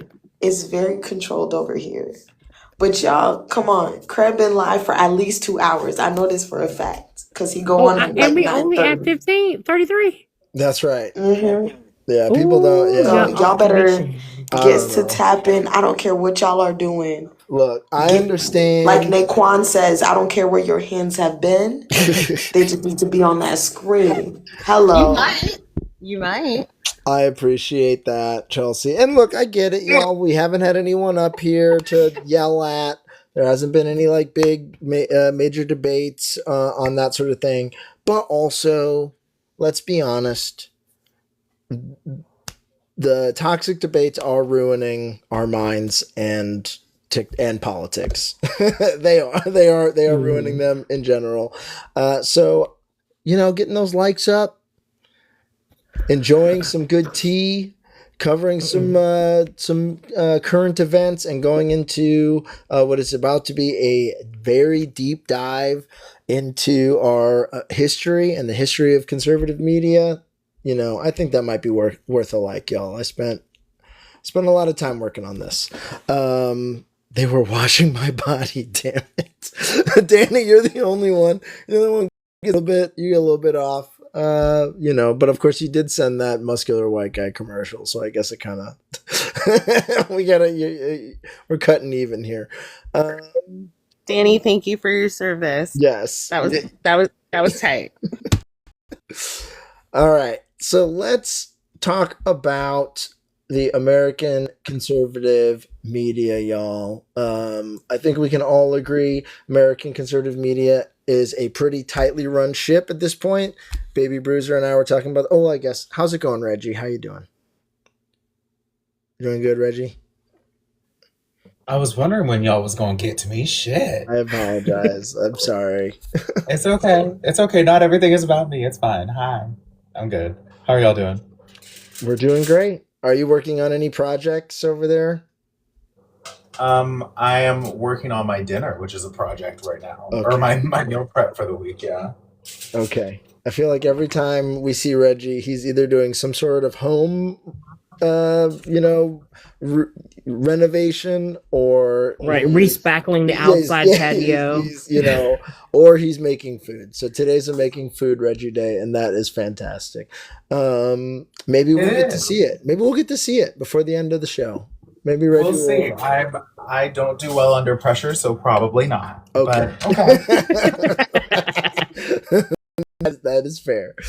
Well, today, Reggie, rather than talking to MAGA, who's being a bunch of babies and hiding from having to answer for this person, we are talking about how conservative media basically took over the entire journalist spectrum and sort of remade and reformed the way that we take in news, current events, and ruin the country, basically. And I've learned. Well, what do you know? I think I might be able to contribute a little bit to this conversation. Fantastic. Great, yeah, because I know you are in media. Not to dox you, but you are in media. We are going to go a little far back. We're going to start at the beginning, and I don't know. Maybe we'll do this in parts because once we get into the talk radio era, things get there's just a lot. There's. Oh my God! Then I had to tell my secret. You have to tell. Yes. What's your secret? So growing up, we have evolved as people. Okay. I used to be a big listener and of the Kimmer Show, which is one of the worst conservative shows. It wasn't not racist conservative, but I used to be a big fan of the Kimmer growing up. When I was in middle school to high school. Ooh. Okay. I will. When I first out to, I don't know. I'm not actually. No, never Republican. Never Republican. When I first moved out to LA and I was in these long drives, I would wind up listening to the talk radio show. What's that guy's name? He's got. He's like the. I fear it now. What is his name? He's got he makes those kid shows now on YouTube. What the hell is his name? But he was a Republican, and I used to listen to them. I would hate listen to those, and my girlfriend at the time was like, "You need to stop. I cannot listen to this in the car. You need to turn this shit off." But talk radio, they dominate the AM market, and we will get into that. Probably not this show. Most likely that will be our next show. I think I'm gonna have to split this up into 2 parts. But let's talk about it. Okay, with the tease. We'll have to talk about it. So okay, this I want to. We'll start with. We'll just show. I hope this works. And I probably will play some clips and stuff, but this starts with this. I'm not going to read this entire article, but if you are looking for a more in-depth sort of breakdown, check out this New Republic article. I'll put this in the Discord about the birth of conservative media as we know it. All started in a small apartment in Washington, D.C.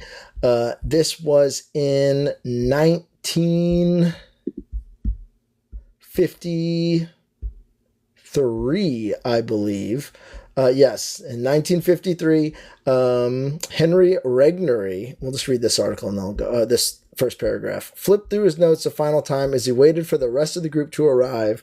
In the few minutes, room 2233 in New York City's Lincoln Building would be packed with some of the brightest lights of the conservative movement, gathered together at his request. Writers, publishers, and editors made up most of the guest list, including William F. Buckley Jr., the infant terrible of the right, Frank Heinigen, I can't pronounce that, co-founder of Human Events, Raymond Moley, Newsweek columnist and author of the anti-New Deal book After 7 Years, and John Chamberlain, former editor of The Freeman and an editorial writer for Wall Street Journal. So this is where most people are going to say, all right, this is kind of what kicked off our new conservative media infrastructure. Okay. However, that's not actually true. If you want to really look at how we got here, you're going to have to go further back. So before the 1950s, because the argument that was made by Reagan in that room is that conservatives did not have any control over the media. This is not true. There was the McCormick family's Chicago Tribune. There was Time and Fortune magazines. And then there was also this guy. Does anyone know who this guy is? Anyone know who this guy is? I know I know the face. I don't know the name. If you don't know, maybe. Pulitzer and Hearst have to respect the rights of the working boys of New York. That's right. Well, that went pretty good, so what else? Tell them that they can't treat us like we don't exist.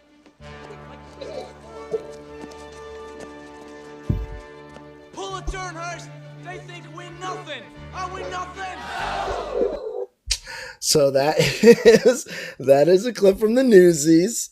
That is a clip from the Newsies, and they are talking about Pulitzer and William Randolph Hearst. William Randolph Hearst and Pulitzer had been engaged in a deep rivalry in New York from 1895. From 1895, when Hearst first moved out to New York and started purchasing up newspapers, him and Pulitzer were constantly in a rivalry, trying to jimmy up who's going to have the best newspaper. And Hearst was the first person who started recognizing that what we have to do to get people to pay attention is be exploitative. We have to start getting people intrigued. He's the one who had people... If it bleeds, it leads. Exactly. He had people going out. He would pay his reporters to go out and cover any schmurder,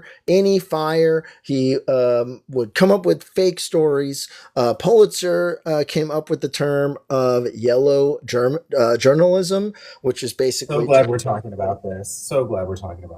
I mean, do you want to jump in on this? Is there anything you want to add to? I just love it. I think it's such an important part of how people don't understand like how things have gotten to where they are right now. So keep going. Sorry, I'm just giving you praise, cred. Okay.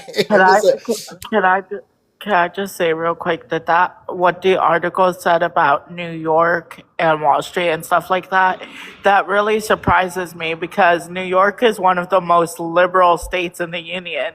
They are the most anti-Trump state. So here's the thing. This isn't necessarily this isn't necessarily about them being like conservative. What this is about that newspapers, for the most of our history, were independently owned entities that were competing amongst other newspaper outlets, and in order to outsell others, that's when you get those crazy like headlines and National Enquirer-esque type of stories that sensationalize just average everyday stories, because unfortunately, on a slow news day, you've got to make, little Jimmy that fell down a well the biggest story of the day. Like, it's that type of like needing to grab people's attention, which is what's driving the business. Yes. And then also mind that even though New York might be and we'll talk about this a little bit more in just in terms of how you can have a liberal city, and keep in mind in that room, 1953, a bunch of these conservatives are getting together and saying, hey, we're not in the media. We don't have any decision-making powers. 1953, we're not out here. However, the Times, the Chicago Tribune, all of Hearst's papers are expressly conservative in some way, shape, or form. They just might be conservative in different ways. Some might be traditionalist, some might be social conservative, some might be, they are all pretty much anti-communist. That is like where they all kind of align, is that they're anti-communist. But they are, but their conservative influence is out there.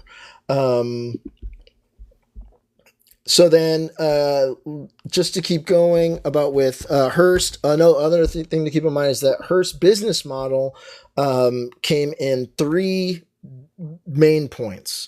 Hearst cared about consolidation. So he would go out, he'd buy and control a bunch of different newspapers. By the mid-1930s, he actually starts buying up multiple radio stations. So he is getting that information out there. The bias, he is going to explicitly make sure that he is putting out his message, what he wants people to hear. And if you are going against that message, you are going to get fired. We'll talk about that, especially how damaging that gets in the mid-1930s. And entertainment. These three things are the business model that he builds an empire on, but he does not perfect them. It doesn't get perfected until we get down the line into into the 80s. But it is the model that conservatives wind up using up until now. This three main point. We're going to consolidate, which we're even seeing today, with Ellison trying to consolidate as much media as possible. Bias, which we're seeing with Newsmax, Fox News, the messages that are put on the airwaves, and Sinclair and all those television, and entertainment, just dwindling it down to not being a unbiased reporting of the news, but trying to be what Reggie was talking about, something that is going to elicit emotion and engagement from users. So Hearst actually starts off as a progressive.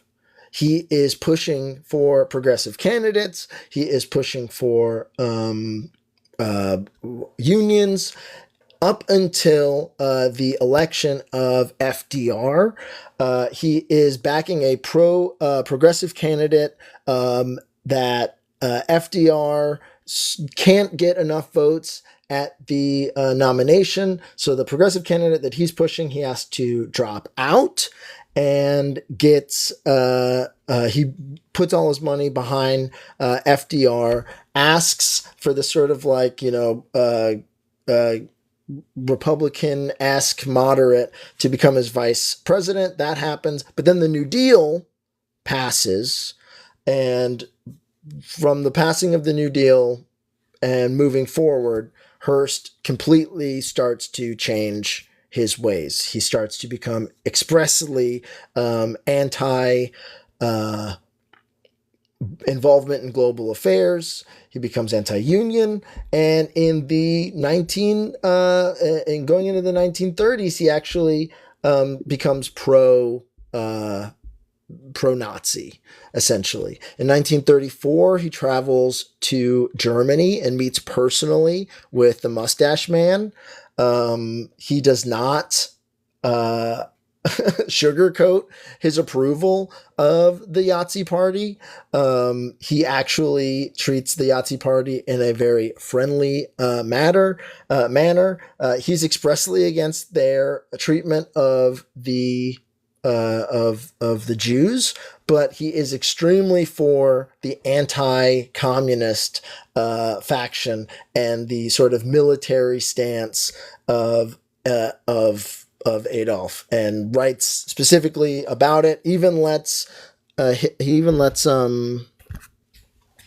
Adolf Rosenberg, who is one of Hitler's the Mustache Man's main propagandists, write articles for Hearst newspapers or in multiple times through the 1930s as the Yahtzee Party rises. After there's no way I'm going to be able to pronounce this. After the Kristallnacht in November of 1938, he does try and walk Kristallnacht tries to walk that back, and makes a hard turn because he was not against Jewish people. He was not anti-Semitic. He spends the rest of his life advocating for Jewish refugees, trying to bring Europe's Jews over to America, but doesn't stop. You can't put the toothpaste back in the tube. So was he basically the unknowing and unwilling catalyst for the Holocaust, basically? I mean, a lot of people were. A lot of people were. I think that he, again, what interests me in looking into this is how much anti-communism winds up connecting people who don't necessarily agree with the anti-Semitic and anti-Jewish actions of the Yahtzee Party. Just because they are so anti-communist, they wind up backing the Yahtzee Party. And keep in mind, the Hearsts are still here today. The Hearsts own right now Cosmo L. Esquire, Good Housekeeping, Popular Mechanics, Men's Health, and 17 are all still under the Hearsts publication. You can actually still go visit the Hearst Castle. Like, I've been there. He had such a huge fucking fortune from all of his business dealings that he has a whole castle in the California hills. Wow. Yeah, that Hearst? You guys didn't know about Hearst? It's that Hearst, like Patty Hearst. Yeah. Oh, that's crazy. Because I remember Hearst Castle. Yeah. And that was part of like his newspaper empire, was that he was able to build such like a expansive fucking estate. And yeah, so then sorry, taking a little garden break here, a little nervous, just want to make sure I'm getting this all right. On January 2nd of 1932, from 1932 to 1935, he becomes expressly anti-New Deal, says the New Deal is more communist than the communists and expressly un-American. And yeah, he just totally abandons his progressive stance. Which brings us to pre-World War II. We are seeing a growth of how do I put this?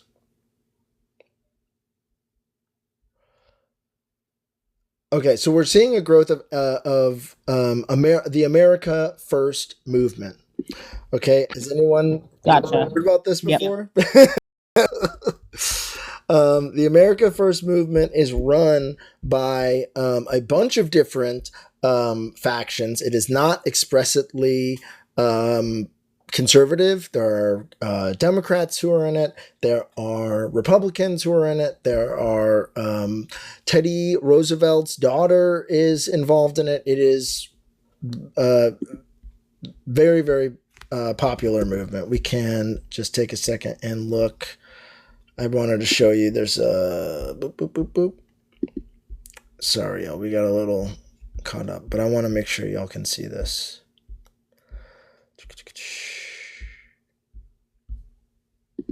Here we go. In the summer and fall of 1940, as Britain was under relentless attack from German bombs, President Roosevelt ran for an unprecedented third term. He would have to persuade voters that while he opposed American entry into the war, he also needed to provide aid to Britain as the last best hope of defeating Hitler, and to ready the United States for conflict if it came as well. On September 16, 1940, he signed into law the first peacetime draft in the history of the country. To the 16 million young men who register today, I say that democracy is your cause, the cause of youth.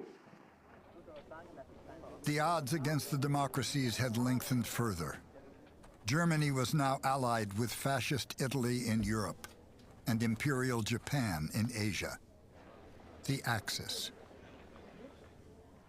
Roosevelt's Republican opponent, Wendell Willkie, nominated just a few days after France fell, shared Roosevelt's belief that Britain had to be helped. Now so did nearly 3/4 of the American people. Public opinion was slowly beginning to change.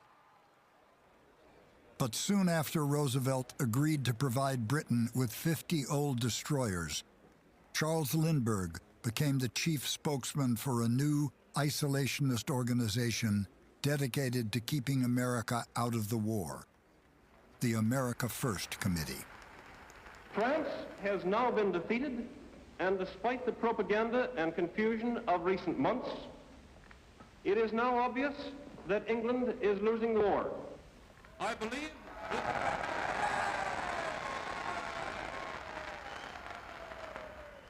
and I have been forced to the conclusion that we cannot win this war for England regardless of how much assistance we send. That is why the America First Committee has been formed. So that's Charles Lindbergh. For those of you who aren't familiar with who Charles Lindbergh is, Charles Lindbergh is in 1927 is an aviator who flies the first solo flight across to the Atlantic. He is. And then his baby get kidnapped. Aaron, you're doing it again. Oh, no, sorry. I'm trying to get. Yes, no, sorry. Aaron is correct. I remember Lindbergh stationed at Lenox, and I know that's not why he's famous for, so I'm trying to put the piece together. No, you're 100% correct. 1927, he flies across the Atlantic. A few years later, in 1932, Charles Lindbergh's baby is kidnapped, and he is given told to pay a $50,000 ransom to get the baby returned. Months later, the baby is found with their head bashed in a few miles from his house. A Hungarian immigrant by the whose name I would need to look up really quickly.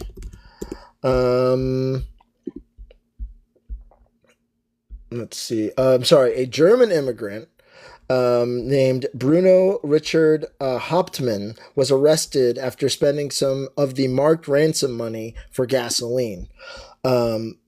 Because of this, Lindbergh becomes extremely famous. The Lindbergh baby case is huge. It's like the OJ trial. It's immense. And the Lindbergh's family gets journalists are parked outside of his house. Sorry, Reggie, I'm just going to mute you for a second unless you're about to talk. Yeah, I was just gonna say, like, for proper context, like, this is around the time when, like, think of stories like the Black Dahlia and, like, all of these other kind of cases where it's like this one story gets national attention and is like the only thing people are talking about. It's like, you know how we all talk about like shit today. It's like it was on such a higher scale that I just think you have to give it the context, because I don't think people can really like imagine or visualize what the world was like back then. The only way you were getting information was from these like major newspapers. So. Right. Yeah. No, I mean, literally, this was one of the biggest stories, if not the biggest story in the country. Like I said, journalists were living basically outside of Lindbergh's house. Him and his family could get no rest. It became so stressful on the Lindbergh family that Lindbergh and his wife leave the country and move to Europe. And while in Europe, as a famous aviator, he makes multiple trips to a rising Nazi Germany. And they are so enraptured with the fact that they have this famous aviator there that they start letting him go on test flights. They start letting him fly their planes. And he is so impressed by the German technological marvels of their planes that when he comes back, he is convinced that there is nothing that America or the UK or Britain or France or anyone can do that will be able to withstand these technological marvels. And that basically makes him, because of what he's seen firsthand and because of his fame being so famed as an aviator, he becomes the head of this American isolationist movement. This is wild. So, let's see. So then, yes, he becomes the most celebrated person. He's advocating, and then on, I need to make sure I get this this date right, because I have this written down. On September 11th, 1941, The irony. Lindbergh takes the stage in Des Moines, Iowa, and he names the groups that he thinks are dragging America towards the war. He says it's the British, the Roosevelt administration, and the American Jews. And where he got that from, hanging out with the Yazidis. And it backfired. Keep in mind, oh yeah, I forgot to mention this, that Lindbergh, while he's in Germany, is given a Silver Eagle medal from the Yazis, and he refuses to give it up, even though he later goes on to fight against the Yazis during World War II. Only for look. He refuses to give up the medal. He calls himself a Swede. Henry Ford was also a part of the America First movement. We can actually, I think they cover that here. We can just really quickly. They'll go over some more people. It was founded by a handful of students at the Yale Law School and run by a national committee that at various times included General Robert E. Wood, chairman of the board of Sears Roebuck, the head of the United States Olympic Committee, Avery Brundage, the automobile magnate Henry Ford, World War I ace Eddie Rickenbacker, Lillian Gish, the star of Birth of a Nation, and Theodore Roosevelt's daughter, Alice Roosevelt Longworth. The committee soon had some 800,000. Pause for a second. Yes. This is like racist. Yes.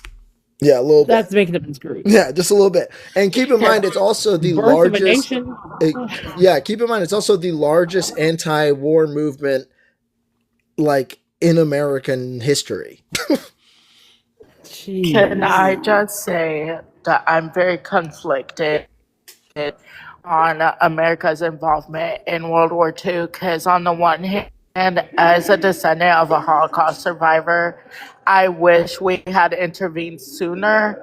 On the other hand, as someone who is staunchly anti-American military, I despise the involvement we had pre and post joining the war.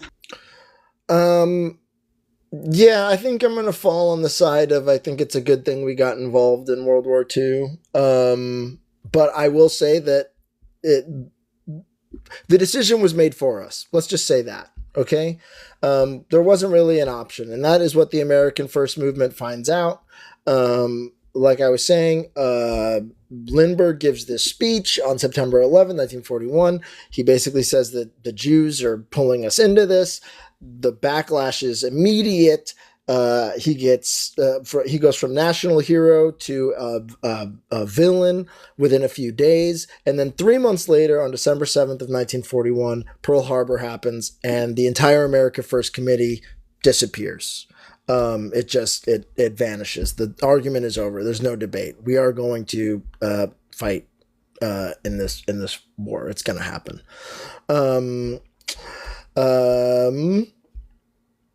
So So then what happens is, Can I? yeah. So, isn't it odd that the group that didn't want America to get in the war was led by the Yahtzees? Well, they were I mean, well, they were Yahtzee inspired by. Excuse me, they were adjacent. inspired by. Yahtzee adjacent. Again, it's like people I'm will sorry. make historians make. There's a biography written on Lindbergh, and the author goes into great detail to try and make sure that it is known that Lindbergh was not a Yahtzee and did in fact fight against the Yahtzees. But you can be anti-Semitic and not a Yahtzee. Cred, let me ask you this, Cred. Hypothetically, Yeah. you went to Germany, Right. was inspired by the Yahtzees, Right. got a gold star eagle from the Yahtzees, refused to give up your award from the Yahtzees, Mm-hmm. and then supposedly fought against the people who gave you the treasure that you hold dear. Right. But you're not a Yahtzee. I don't disagree with you. Okay. I don't disagree with you. I think again, what is interesting me as I'm digging into this and looking into this, which is why I was going to talk about this on Sunday, and then there was just more. There was too much. There was just too much. But the thing that really interests me is the unifying theory of anti-communism. There's so much anti-communism, anti-worker rhetoric that winds up feeding a lot of these capitalist or American isolationist views, that they're able to at least find that link there. So even if they are against the treatment of the Jews, like Hearst was, they wind up pushing or supporting these movements up until the last minute. But how is this I find it just so funny that it's like the owner of Sears Warbach was there, and it's like that's no different than having Jeff Bezos at the front of the inauguration. This was like the first iteration of the oligarchs trying to maintain their control and power, and it worked. So like we're in like phase 2.0 of that now. Exactly. No, exactly. And the fact that Henry Ford, who was the, perfecter of I need to create workers and not thinkers, is the one that is anti-worker because he knows that the workers are the one that's going to make him rich. And we don't want you to think. We just want you to do. Mm-hmm. Yeah. No, again. Sorry, go ahead, Raven. No, I was just gonna say that this is just really opening my eyes even more to the fact that we were fascist before Germany, Italy, and Japan were fascist. Well, fascism, I mean, yes, we were all of the seeds for fascism to rise, and there's even though we don't like the Pod Save America guys, there is something that one of them said on a podcast a few days ago that I really spoke to, because there's definitions of fascism. It is a uncomfortably close connection between the capitalists and the state for each other's benefit, with a extreme power being given to the state to overrule civil liberties while making gestures towards a non-existent traditional nation's past. All of these things are true, but I liked what this guy was saying, where he goes, okay, so fascism is really a sort of like cultural, emotional excuse to the people to just like give in, like let go of this desire for equality and civil liberties, like let go of that and give in to like the ego, like give in to your love of power and hierarchy, give in to tribalism, and that is something that is executed on a cultural level first, and then is wound up carried out by the state. And I think that is what is hitting me the most, is because that is what we're seeing here. We are seeing people being encouraged by the media, by this thing that I want to talk about. And the entire push has been to, let's try and separate you from this idea that you're together. Let's try and separate you into tribes. Let's try and get you to turn against the immigrant. Let's try and get you to turn against the queer and the trans community. Let's turn them into enemies so that we can facilitate this turning over to the ego and allowing of evil, just like a state allowed evil, which was definitely here in this country during this time period. But, you know, certain things, Japan attacked, and we wound up on the other side. Yes, Baby Bruiser, I see you've got your hand raised. I was just going to kind of tie into what you were saying, which is that to me, modern conservatism, starts with conservatism, that's the base, and then nationalism, maybe tribalism, racism, and then any other awful ism. You can sprinkle that on top, and that's what you have today. And I think that it would be disingenuous to think that it's anything but that. I mean, it's been that for a long time, but now I'm appreciative of at least the fact that they're not trying to hide it anymore, because I just want to know who I can avoid or not avoid. Right.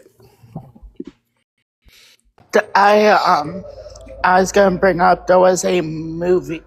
I don't know if it was a movie or like a short film or something, but it came out around this time, and there was a guy speaking on a podium, and he was talking about all the issues that were going on, like during the Great Depression and the Jim Crow era and stuff like that. And he was saying all these problems, it's the Negroes, it's the immigrants, it's this, that, and the third. And so many people were applauding for him. And one person didn't say, in the audience didn't say anything until he said, it's the unionists. And then he said, well, I'm a unionist. How am I the problem? And then the guy standing next to him said, really? That's what got your attention? That's what told you that this speech is fucked up? I heard this when I was living in Germany. Yeah, I've seen that. Yeah. And it opens my eyes, because it's like everybody wants to, we're taught by history, in history class, that we were nothing like the Germans, and that's why we wanted to stay out of the war. But then Japan attacked us, and then we put them in camps and then fought in the war. But here's the thing. Us and Germany, the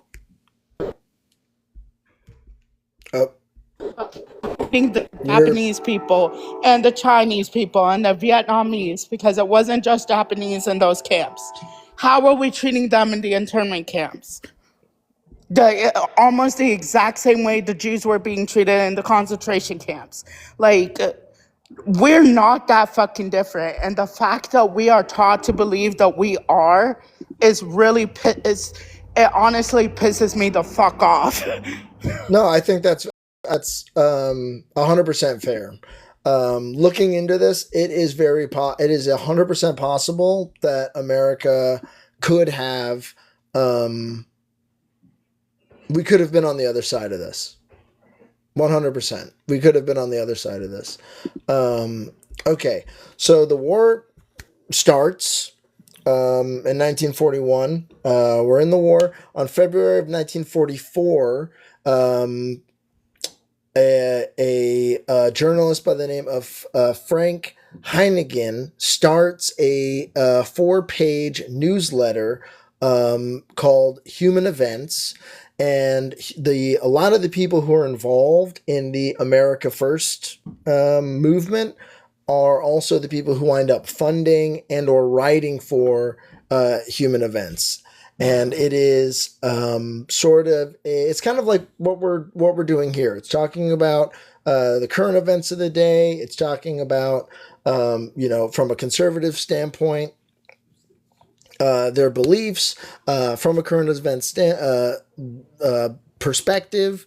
The money comes from Robert E. Wood, comes from Charles Lindbergh himself, from Colonel McCormick from the Chicago Tribune, and William Rigneri, whose son is Henry Rigneri, who's actually the one who calls all the people to that room in 1953, room 2233, to say, hey, we need to get the conservative voice out there. Let's see. I want to make sure. Yes. So Human Events is like I said, it's just a pamphlet paper, essentially. It goes on for several years until 1953, but circulation never tops 5,000 subscribers. It's basically just commentary, not enough to actually build a conservative consensus. Yeah, what's up, Aaron? I hope I'm not jumping ahead. Okay. But is it basically conservatism was born from the Yahtzees? Like the modern day version of it? Because that's what I'm getting. There is no direct connection between... Okay, Yahtzee adjacent. There is no direct connection by between... the Yahtzees in Germany, but they are not Yahtzees. They're just inspired by. There is a lot... The thing that I would say is that the Yahtzees in Germany, who were inspired by America and a lot of their actions... find slavery. You find that they have a lot in common with certain capitalist entities in America, and there is a strong bridge of anti-communism that builds that bridge. So again, this is not me saying like, oh, the Yahtzee Party started this whole movement, but it is it is very interesting to me, influential, that they are what was that thing we were talking about? It's all fruit from the same poison tree. Of these people are capitalists. Exactly, they are they cousins. Exactly, Shane. Yes, they cousins precisely. So not Yahtzee. Why Yahtzee shaped? Right. And the fact that the Yahtzees actually studied Jim Crow in the South to perfect their system and then use Henry Ford to make it efficient. Yeah, so we learned it from you, Dad. We learned it from you. Yeah, the thing is not to get caught up in this whole, like, who started who influenced who. The thing that I think is more important, and we'll kind of get into the breakdown of this, is, what are the belief structures? What are the things that they are centering their ideas for movement? Because keep in mind, while this is all happening, there is there's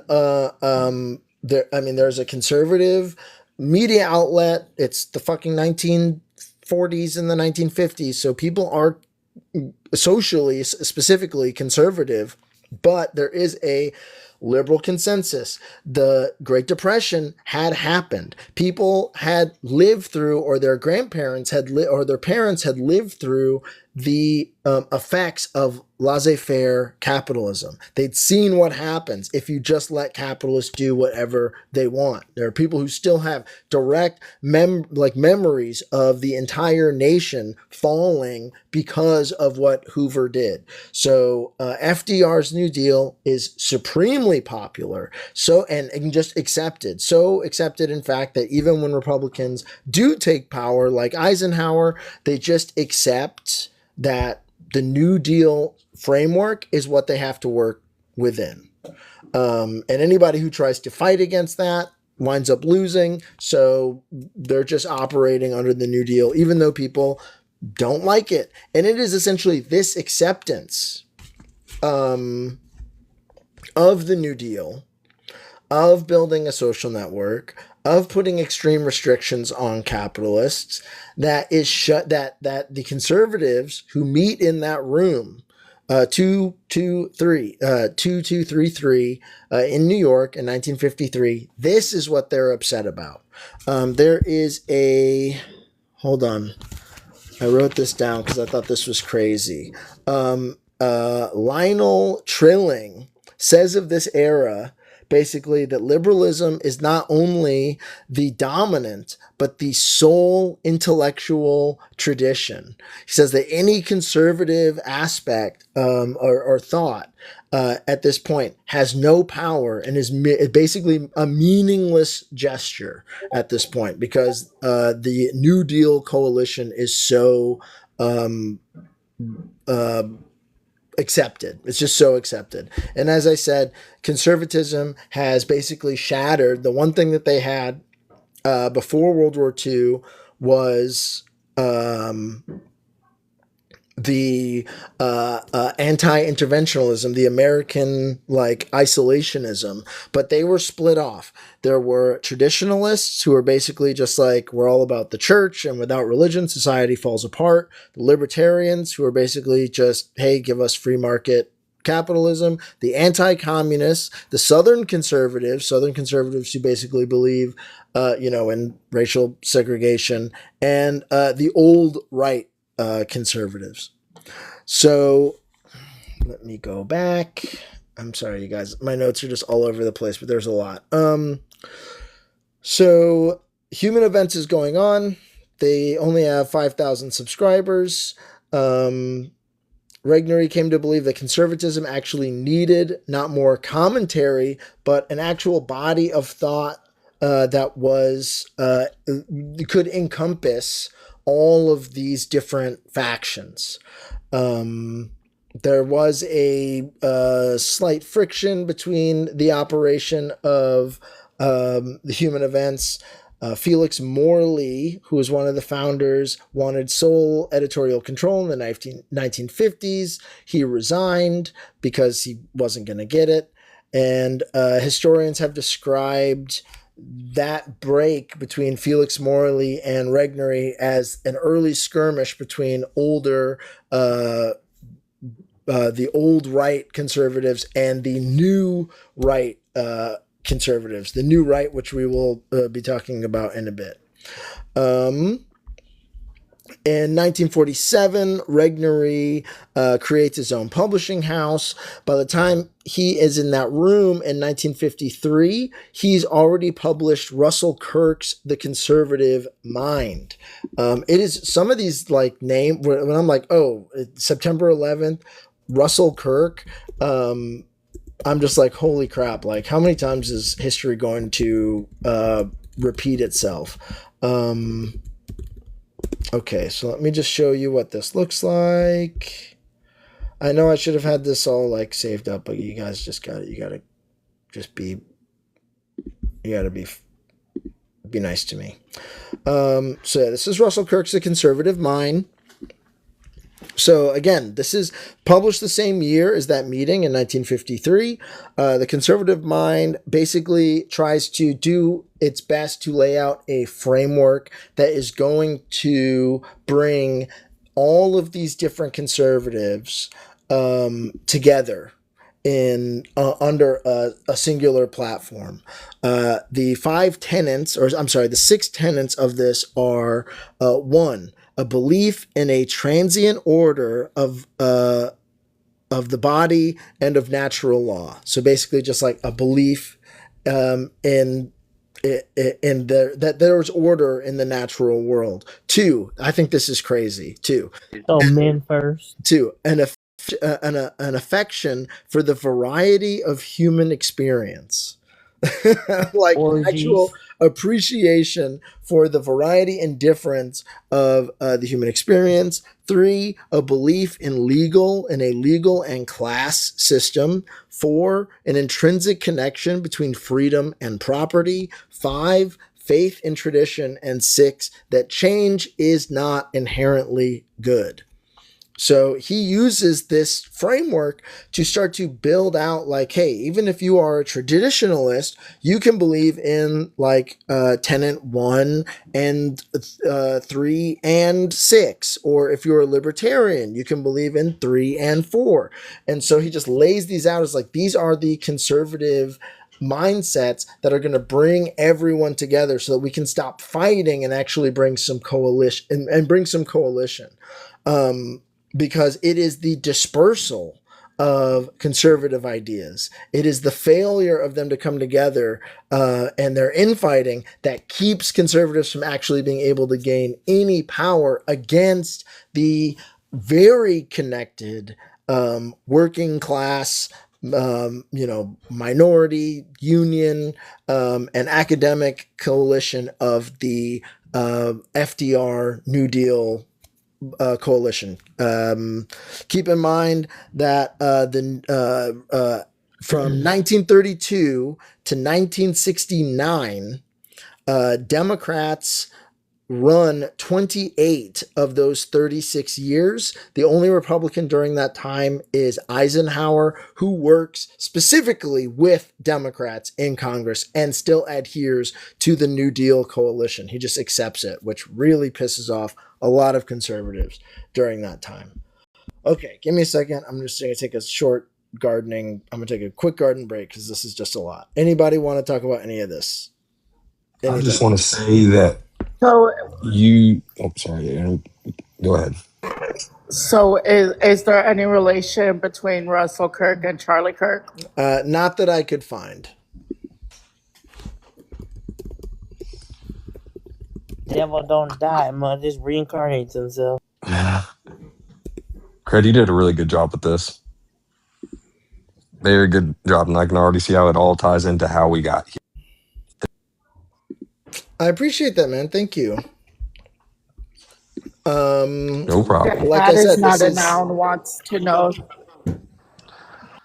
Did I bring up George Rockwell? No, I've not talked about George Rockwell. If there's something you'd like to add, please feel free to come up and talk about it. Oh, well. Sorry, Cred. I think it's ironic that the America First was an anti-war stance at first. Yeah. And this America First was an anti-war stance. And now it's like all over again, except for us getting attacked. We attacked them, and now they're no longer talking about no new wars. All these wars and conflicts are justified. So it's kind of like history repeating itself, but with like a little twist to it.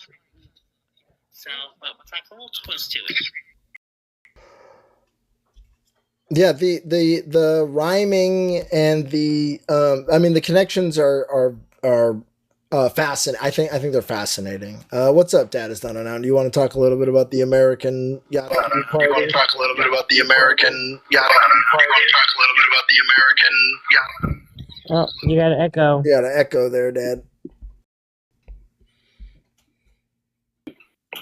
Is the echo gone or still there? You're good. It's gone. Okay, no, the reason why I wanted to bring out Rockwell because his story is similar to Kirk. Kirk was a gentleman that formed the American Yahtzee Party, spitting almost similar rhetoric as Kirk, and got it unalived in the late 60s. So I would look up his story because it's kind of similar to Kirk's story. And then also going back to what you were saying about the similarities between the U.S. and Yahtzee. If you look, like I put in the comment, the Bellamy salute, where before we put our heart in a hand, salute the flag, it was basically they're saying that the Yahtzee salute was influenced by the U.S. Bellamy, which is, you know how they have the Yashi salute? That's how we saluted the flag back in the days. And then the other one is that from mid 30s to early 40s, they had Yashi boy summer camps in the United States. And it was from California to New York, where basically homegrown red pilling kids into Yasi ideology. So I just want to add that to the conversation. No, yeah, you're 100% correct. Like we were talking about, Hearst spent a lot of the mid 30s, 1930s to late 1930s, basically allowing Yahtzee propagandists to write in American papers. He just lets them, and Hearst has one of the widest consolidated news organizations in the country. So for years, Americans are being sent out in their major newspapers Yahtzee propaganda, straight from Germany, Yahtzee propaganda. So it is by no means a surprise that a lot of Americans wind up accepting Nazism as an acceptable ideology. Especially since they're, very closely aligned to certain American values.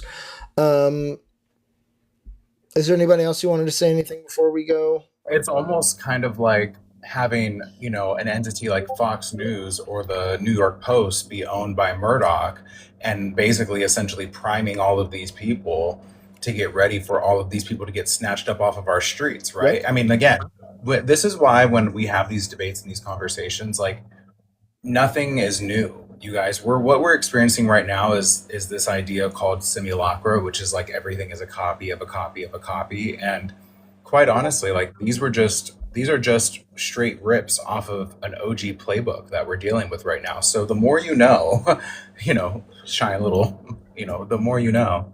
But it's just one of those things where when you know this stuff and you have this knowledge, you can see it for what it is, and you can just call it plain out. But right now we're dealing with a crisis where people do not even have the media literacy to know how to look up how this has been done before. So I appreciate the work that Cred has done to put this together, because this is stuff that, for me, as someone who studied stuff like this and went to school and was literally like, what he's talking about was literally my race, gender, and sexuality studies and media courses that I took in college. So I appreciate this. It's I mean, it's so far reaching and so vast that I'm probably going to wind up having to make like a large scale like video essay about it, because the more I read about it, the more I'm just fascinated. And the other thing that strikes me is the fact that it was so effective. Kind of what you're saying, Reggie, about how it's a simulacrum. Everything's a copy of a copy of a copy. The methods that have been used since 1930s onward have been so effective for conservatives that they're not letting them go. They are continuing to use the same exact methods. And the only thing that's different is the fact that social media allows for, when you're doing anti-communist rhetoric in the 30s, like in the 30s, I think it's like 1935, Hearst runs a giant article about the Ukrainian famine. There's a famine that's happening in Ukraine, and he runs it to try and just generate displeasure or distaste in any sort of communist beliefs, because at that time FDR was considering making some sort of alliance or some sort of deals with the Soviets, with communism over in that area. And so when that's all you have as a newspaper, you're able to just kind of go, oh, well, yeah, communism is bad. When you're dealing with McCarthyism and the Red Scare, you're able to go, okay, communism is bad. But now when we've got someone like Mamdani producing actual effects with socialistic or socialism ideals or premises right in our face, and we're getting to hear immediately okay, this is working. The leaders are able to communicate those ideas very specifically. It's a lot harder to counteract those ideas. And I think that they're actually so deeply tied that they aren't, and we kind of talked about that in some of our other lives, where they can't let them go. When Mike Johnson gets up on stage and says, oh, well, this is what the Democratic Socialists want to do, and he just reads out their platform as opposed to filtering it through any sort of American exceptionalism or just blatantly lying about what it is that they want to do. When he just gets up and says their platform, people are like, wait a minute, that actually sounds like a good idea.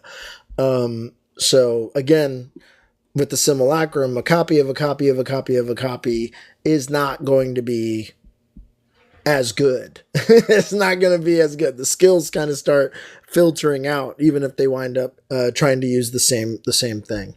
So in that room in 1953, there are a lot of famous people. The most famous is William F. Buckley Jr. William F. Buckley Jr., who is probably if anybody, what I would consider to be sort of like the actual Charlie Kirk of that time. He's sort of the wonderkind of that time. Mr. Buckley, I've noticed that whenever you appear on television, you're always seated. Does this mean you can't think on your feet? It's very hard to stand up carrying the weight of what I know.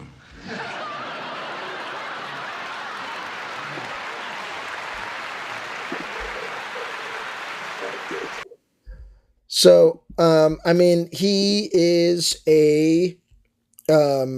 extremely talented at speaking through the lens of media. He's very, very, very talented, and he's deeply inspired by Russell Kirk's book, A Conservative Mind. 2 years after A Conservative Mind comes out, he writes his book, which I think is called The God and the Man at Yale, which basically he makes the argument that universities are, it's the same conservative argument, that universities are deeply entrenched in liberal ideology. He makes a famous quote that conservative is someone who stands athwart history and yells stop, which is based in that Russell Kirk's sixth tenet, that change is inherently bad. That conservative, someone who at a certain point just looks at history moving and goes, we need to stop. Totally agree with that. It's not a noun. The Buckley and James Baldwin debate is fantastic. It's very, very good. Buckley, from that meeting in 1953, let me slow down for a second. So in that meeting with Buckley and with a bunch of other writers and conservatives, Regnery basically makes the argument that conservatives control all, if not most, if not all of the country's wealth, but that the left controls everything else. The newspapers, which we know actually isn't true, but he says it's the newspapers, the universities, the foreign policy establishment, every other lever of power belongs to the left, and conservatives are basically powerless. And what was needed, in his words, was a counterintelligence unit. This is how he phrases it. As a counterintelligence unit against what's going on in the left. Not a newspaper chain, an actual institution that is built to compete for legitimacy in this country where conservatives have no power. So from that room, William F. Buckley leaves. He publishes his book, God and a Man at Yale. which basically says his alma mater, Yale, and other universities are doing their best to destroy God and faith, and for the purpose of lifting up liberal ideals and academic freedom. It makes them extremely popular. And then he, in 1955, launches the National Review. This is what I think is really interesting, because this is actually where I think we get our modern day conservatism ideology. It's from the National Review. A writer by the name of Frank Meyer writes, he comes up with this idea of fusionism. And fusionism is the idea, it is a combination of all of the things that Russell Kirk was trying to do, but he dwindles it down. So fusionism is a philosophical and political combination of traditional conservatism with economic libertarianism. It has 3 tenets as opposed to Russell Kirk's 6. So the 3 tenets of fusionism are: 1, the state should protect freedom; 2, the state should be limited; and 3, the state and the people should be anti-communist. With these 3 tenets, I think that he is able to jumpstart and launch all of the other conservative thinkers that we have seen in our life, in our lifetime. I think all of the arguments that we have with conservatives nowadays on this live and in our personal life, you can basically boil down one of their beliefs into one of these 3 tenets. And again, I am just amazed at how anti-communist always winds up to show up. It just winds up being right there. We are anti-communist. We are going to stop communism no matter what. And then he writes... let me see, where is it? Cred, I'm gonna go. It's well past curfew here at the shelter. Okay, Raven. Thank you so much. And yeah, you have a good night. Sorry if this was a lot, but I appreciate you being up here. And we're almost done, y'all. I swear, we're almost done. For this little part. So he writes In Defense of Freedom, which coalesces all of these ideas. I have not had a chance to read this book yet, but I plan to. But he puts all these books down. This is what it looks like if you are interested in breaking these ideas down. And so basically the idea from William F. Buckley during this time, as opposed to the Human Events, which is sending out to very few subscribers, just kind of, hey, here's what's going on from a Christian... السلام عليكم يا أخوة. How are you? وأنا from Gaza محتاجة مساعدة. الله يساعدك والله من امبارح ما كان بدي أجيب علبة حليب. I'm sorry.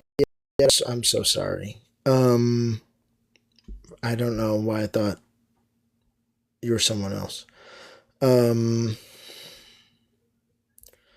Jesus. Okay, we are almost done.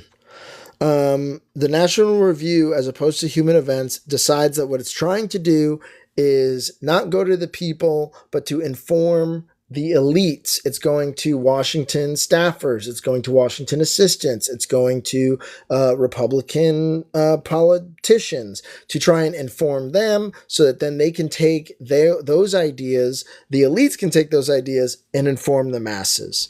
And from this book, Defense of Freedom, and I'm about to say a name, and I think Aaron is going to know where I'm going with this. From In Defense of Freedom to the National Review articles, we get the new right, and the first person to run for the new right with these ideals is Barry Goldwater.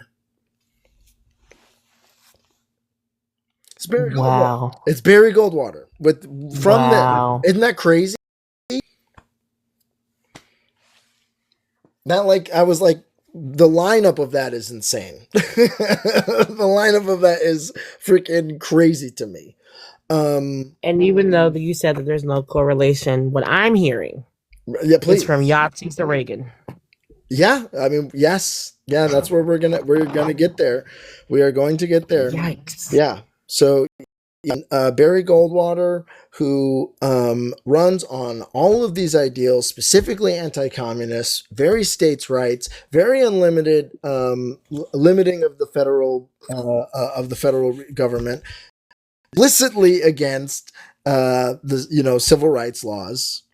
And the Voting Rights Act, specifically against all of these things.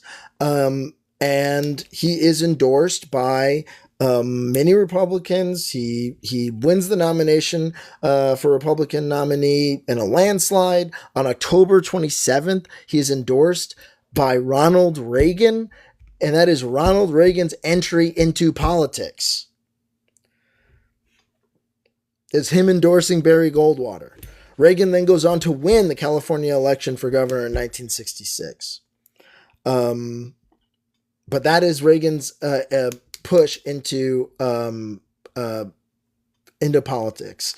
It is expected that running on these policies, that Goldwater is going to win. They have a supreme collection of what the move is. They have the entire industry of the Republic of the conservative mindset is out there, and of course Barry Goldwater loses in 1964 to Lyndon B. Johnson, but the structure is there. But the structure for what the conservatives are going to do is there, and it begins 2 years later with Firing Line with William F. Buckley in 1966. And I'll end here. I'll end here with that, with William F. Buckley's Firing Line. Hold on, wait. We'll do this. Firing Line with William F. Buckley Jr. Isn't it true that certain jokes, that at least what were considered jokes 10, 20 years ago, are now unsayable as a result of certain tensions that exist? For instance, certain racial jokes. Mm-hmm. You couldn't have a minstrel show now, could you, in Hollywood? No. Do you regret this? Well, I liked minstrel shows because I was brought up in that era.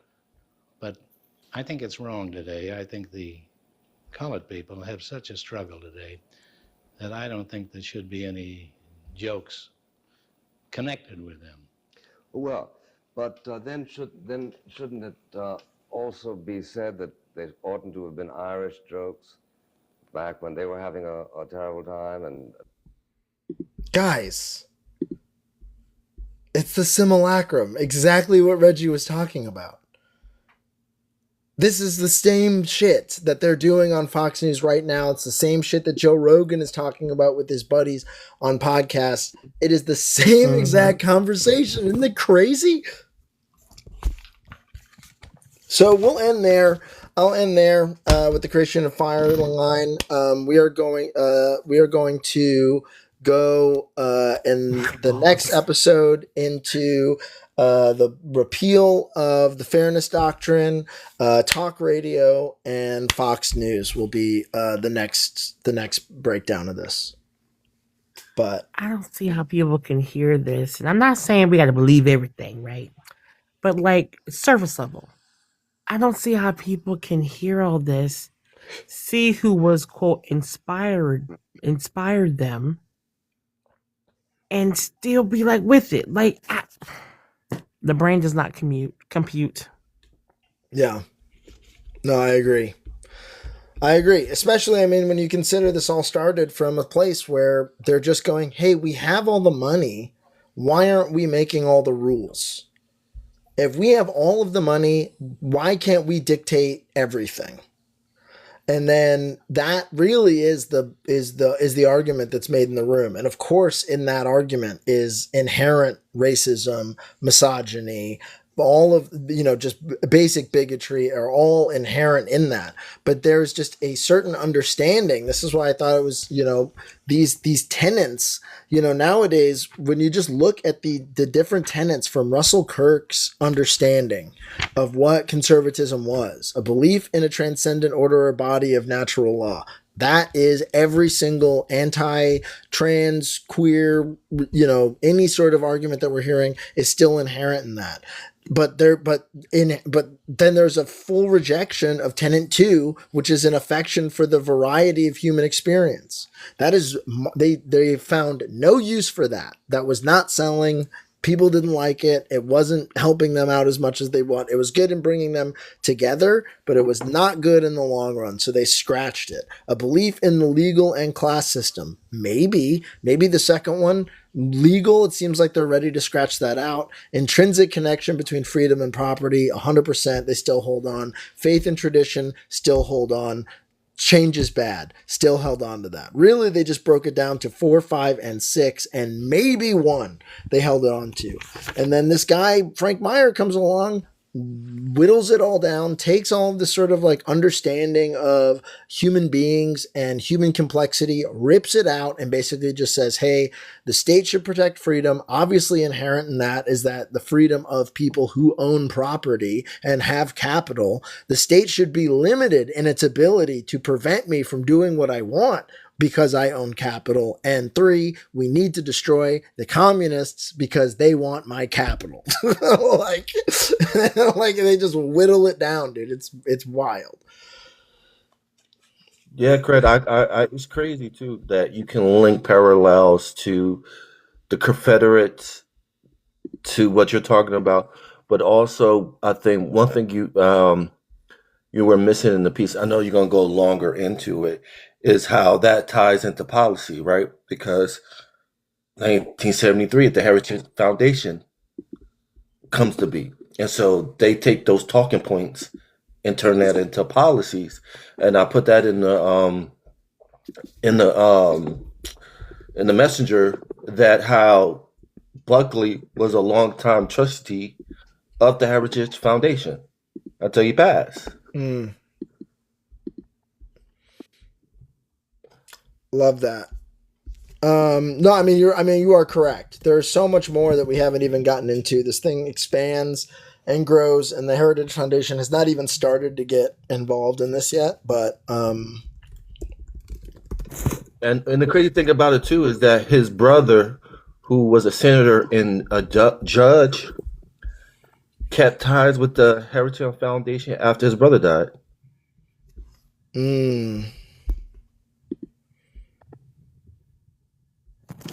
This is like we're going down a rebel hole. Right. I know. I mean, this is why I wanted to talk about it, because it's so like, this is how they did it. That's really the thing that I wanted to talk about. I was wondering, how is it that if we had such a coalition and such an understanding where even the Republicans had just gone, okay, well, this is just how things are. How did we lose that position? And this is how it happened. And I just thought it was really important to talk about that.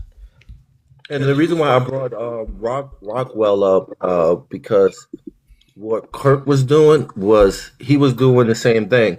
Like he was going around college, around the country, talking about Yasi ideology until he was unalive at a laundromat in Texas. Wow, it's crazy. But I put that his article in the Discord so people can take a look at it.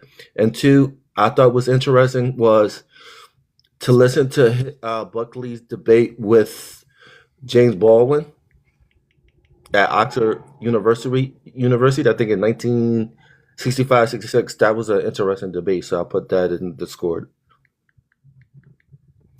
Well, I'm not going there tonight because y'all gonna have me up all night going down the rabbit hole with this stuff. Because the court, I mean, for me, what Cred has opened up a can, and I'm going to be all up on this tomorrow and on Sunday. So come back for more.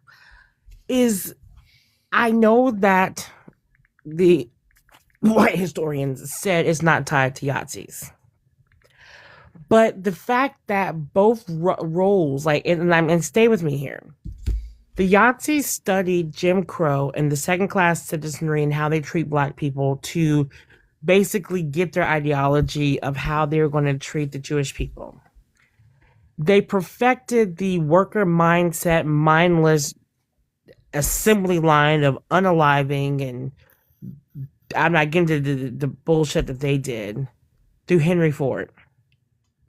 Henry Ford, Lindbergh, part of this America First plan that were inspired by the Yahtzees after they both went over, and I'm paraphrasing for Ford, this is more for Lindbergh, went over with the Yahtzees and were so inspired that they got awards that they refused to give up, but then came back and were against the people who gave them the award, allegedly. And then from there, we birthed the modern day conservative newspaper and media that are going to perpetuate the same things that they were learned from the Yahtzees and these this hate ideology, and then reform America, or at least try to today. That's crazy, Cred. Aaron, when I found out that this all coalesces down to Barry Goldwater, my brain blew up. Then we're bringing Reagan. my brain blew up. I'm like, are you serious? And I would say it goes back farther. Hold on, sorry for the echo. Hope that's better. But I think it goes back farther than that. I think it goes back to some of early Germans going to the U.S. and how they were astonished how the U.S. treated the Native American when it comes to manifest destiny. And so a lot of that German influence started from there. They're like, hey, we can take that blueprint and do that. Because you got to remember, too, the first time Germany tried to do that was in Africa. Oh, yeah, I forgot about that. You know what I mean? And so, like I was saying, that this goes a lot deeper if we're willing to go down to into that rabbit hole to find those similarities, those influences that influence this modern day conservatism, or the early days that we call conservatism. I 100% agree. I 100% They try to reflect. They try to compare the Progress Party Republicans to the modern day conservative, and which they did a masterful play on trying to compare the two. There's no comparison, like how they tried to reshape the civil rights movement, make the civil rights movement about Dr. King instead of talking about the community as a whole that gave the civil rights its power at that time.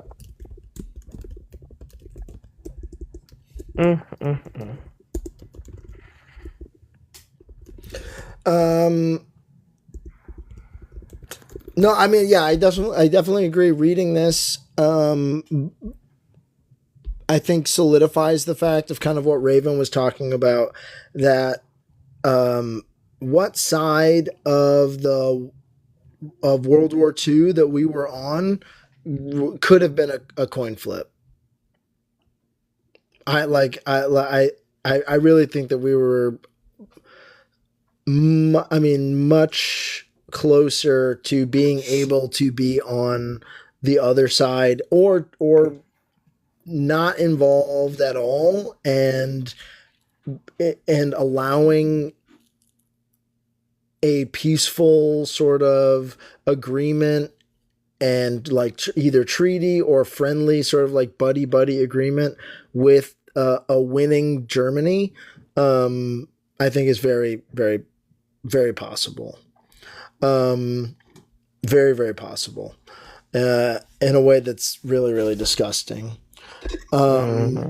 Reggie or real fast, Fred, I just want Jonah. to add one more thing. You didn't add that, they had that pro Yahtzee event at the old Madison Square Garden in 1939. No, again, yeah, I'm not trying to. As I was doing reading, making those direct connections, I found to be. I think that they are poignant and related, but not necessarily connected to the thing that I'm trying to focus on right now, which is just the creation of the conservative media apparatus. So yeah, I did leave out some of those things, but I mean they are connected. They are connected, or they're at least right across the street. So that's why I didn't include that. Also, I just do this a lot of fucking shit, dude. Give me a break. Like, there's a lot of Overall, you're doing an amazing job with this. Overall, you're doing a fucking amazing job. Keep doing what you're doing. This is fucking amazing. And for the record, Cred is not saying that it's an offshoot of the Yahtzee. I am. I mean, it's hard. I mean, like, Aaron, if I showed you how many of my wait a minute, was Charles Lindbergh a Nazi? Google searches, like I did so many of those, and literally had to go over the biographer of the Lindbergh book to be like, wait a minute. Tell me he sounds a lot like a Nazi. And they're like, no, really, he's not. He really isn't. I'm like, I mean, that's like me. That's like my ancestors getting an award from General Robert E. Lee and holding on to it and then going to fight against slavery. But I am holding on to my cherished possession by someone who was for the Confederate. It don't make sense. It just, and this is what I call, and this is again Aaron speaking. This is not TikTok shop or the thoughts and views of this live or Cred. But that's what I call whitewashing history, to whitewash the bad part that he was real buddy up to the Yahtzees. Because how can you quote fight against it, but yet one of your cherished possessions is the eagle, whatever the fuck it is, and then they loved you because you're a celebrity because your baby got. It just don't make sense. It just doesn't make sense. Not because the baby got. Sorry, I should have said it that way. I apologize. It's late. I apologize.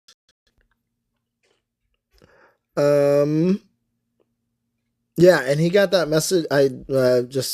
He got that medal from Goring, from Ermin Goring. Personally decorated him with a medal, and he kept. And that's a high up. And he kept it for the rest of his life. I mean, look, Aaron, Paz and I just watched a movie, The Wind Rises, where they're talking about the guy who created and made it's a Miyazaki movie about the aeronautical engineer in Japan who engineered their planes, and there's all of a sudden the Nazis show up and there's a close relation, and you're just like, oh, holy shit. Right. There was a appreciation and really a fear of German of just the German technological might at that time, from everybody. And that's really where Charles Lindbergh was coming from. He's like, I've seen these planes, I've seen their technology, I've flown these planes. We can't win. We can't beat them. So we should not get involved. And also, I don't like Jews. Right. So I mean, it's fascinating to me. Again, this is really just the start of it. There's more that we have to go through. We got to go through Reagan, Limbaugh. We're going to start talking about the talk radio thing, and then we'll get into Fox News. So that will probably be on Sunday. We'll cover the rest of this. And then I will see if I can coalesce this and turn it into a video essay at some point. But let us just take a minute. let's just shake all this off. Unless, okay, Jonah, is there anything you wanted to say? Or Reggie, is there anything you want to say? Or Pause, is there anything you wanted to say before we take a shake? You need to be teaching this at a university. Okay. For the younger people. Yeah, I'm very, very serious. Like the not a joke. It's not really anything to laugh about. I'm very serious because this is all tied in. And yeah, there's still a lot to get to where we're at now. But for those that are listening and have been keeping up with what's going on, it's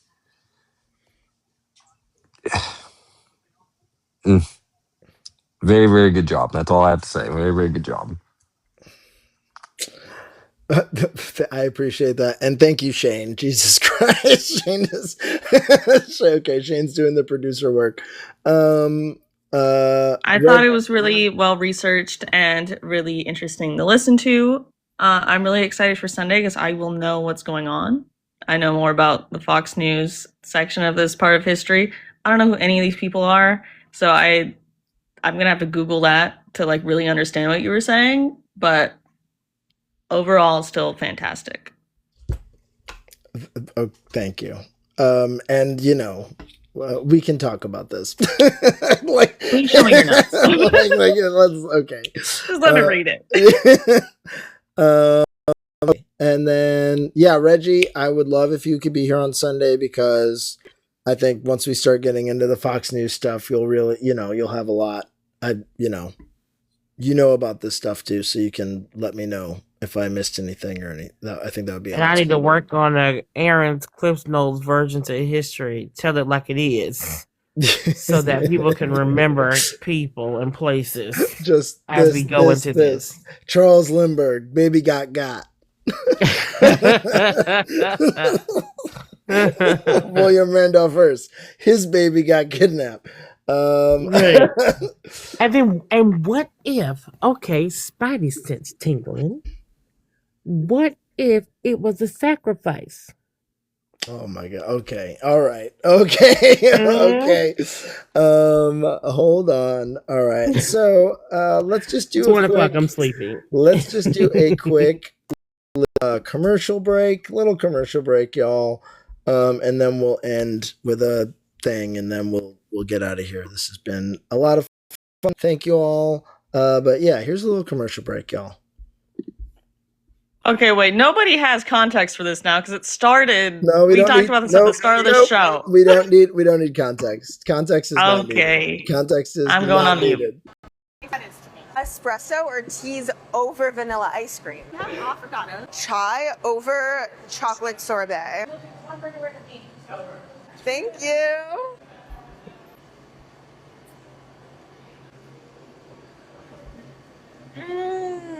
Fogado. Oh my gosh. I watched that. I was like, is that how I'm talking to customers? Oh my gosh. It's She didn't sell it very well. Baby, you're great, but this is one of the worst influencer edited videos I've ever seen. She said, do you have fogatos? And I said, espresso or teas over vanilla ice cream? Avocado. Chai over chocolate sorbet? Thank you.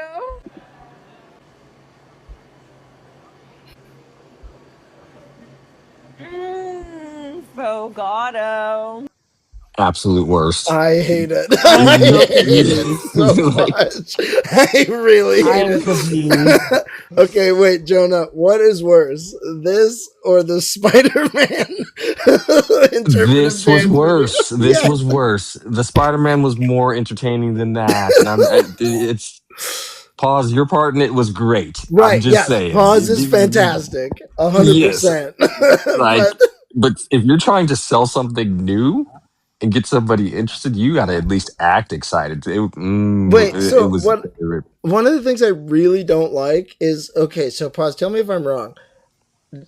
Does she make you pretend to explain? Wait, that was Pause? Yeah, that's Pause. Wait, what the fuck? That's my life.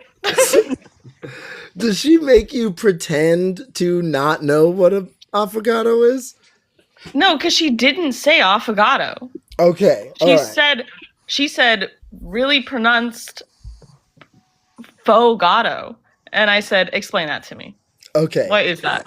Okay, so when you're saying explain that to me, that is a legitimate delivery. Yeah, that's how I talk to her for real. That's amazing. So good. So good. Oh, that wasn't scripted. That's hilarious.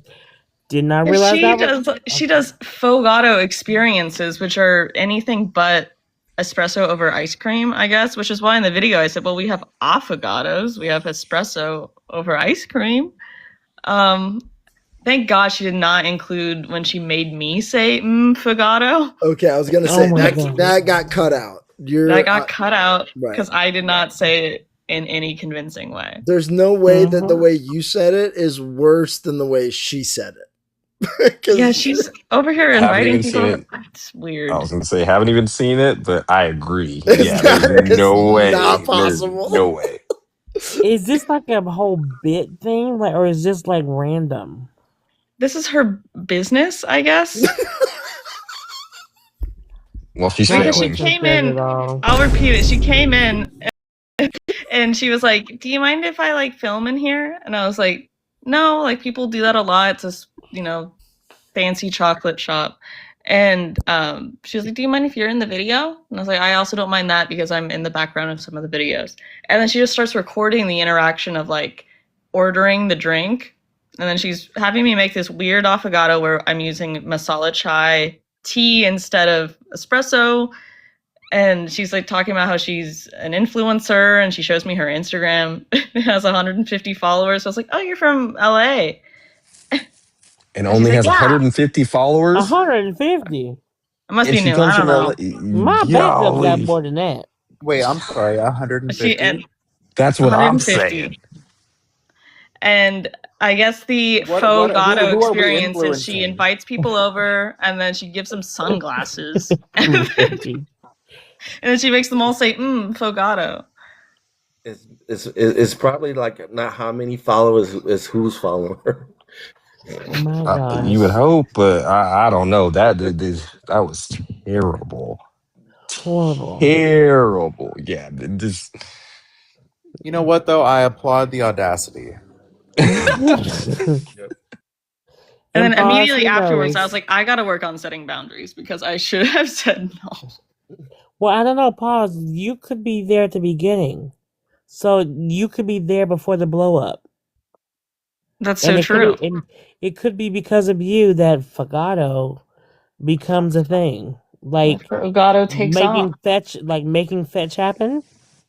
Or this is the equivalent of making fetch happen. I was gonna say, or someone can notice you in the video and say, I like the realism of this person right here, and say, let's add her as an actress. That's I'd say that's more likely than for her business to take off. Just saying. That's how I'm found.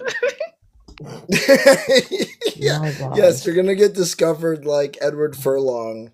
It's like, look, I spotted them in an affogato video of a failed business, and I just knew. This is drink affogato. It is terrible. Do you have fogato? Why do you think it's terrible, Craig? Why do I think that she's terrible? Why do I think affogato? Why do I think that she's a bad influencer? Oh no, I thought you meant like avocado like itself. I was like, I had that shit in Italy. Oh no, I don't. I literally am gonna have to go and try it. I'm gonna try it. I'm sure it's amazing. I'm talking like coffee and ice cream. You can't go wrong. No, yeah. I'll make you one for free. Yeah, thank you. And I can't wait. But the influencer of this is terrible, and I think that her business should go under. And if she gets famous, it is a sign that we do not live in a merit-based economy. Well, I think the next time I come back to y'all's neck of the woods, the liberal, the blue dot, the brown dot, and the blue level, we're getting affogato, and that will be the next video. Yes, amazing. And what we need to do, Aaron, if that happens, we have got to do a shot-for-shot remake. We have to do a shot-for-shot remake for the Blue Bubble video where we go to pauses. We have Are we to doing a spoof? We have to do A a spoof would be shot-for-shot great. remake. I'm down for it. I'm picking up what you're putting down. Yes, we got to do it. Aaron, okay. do you like chocolate? I am chocolate. That's how I become chocolate. Just come on now. Yeah, should have seen that coming. Should have seen that coming, y'all. Boy, do I have the place for you. My You're mom gonna did love tell it. my mom did tell her doctor once, or someone. She's like, "Yeah, I got to keep eating chocolate because that's how I stay chocolate," and it's stuck with me ever since she said that. And she told that it was like someone. It was either her doctor or our pastor, one of the two, maybe both. My mom was wild. She was insane. All right, y'all. I think that is it. I have done. Yeah, we're over time. I think this was great. I had a lot of fun. Let's do final thoughts. Dad, is that a noun? No final thoughts? Yes, this was a great live, great information. Craig, you're doing a great job. Definitely need like a Craig University as a counter narrative to Prague University. So That's who it was. It was Dennis Prager. That's the guy that I would listen to. I was listening to Dennis Prager. That was it. Not the Prager, not Prager. You. Yes, I was listening to Dennis. Yes. I'm willing to offer my services for free if you create this Craig University. Okay. I appreciate that.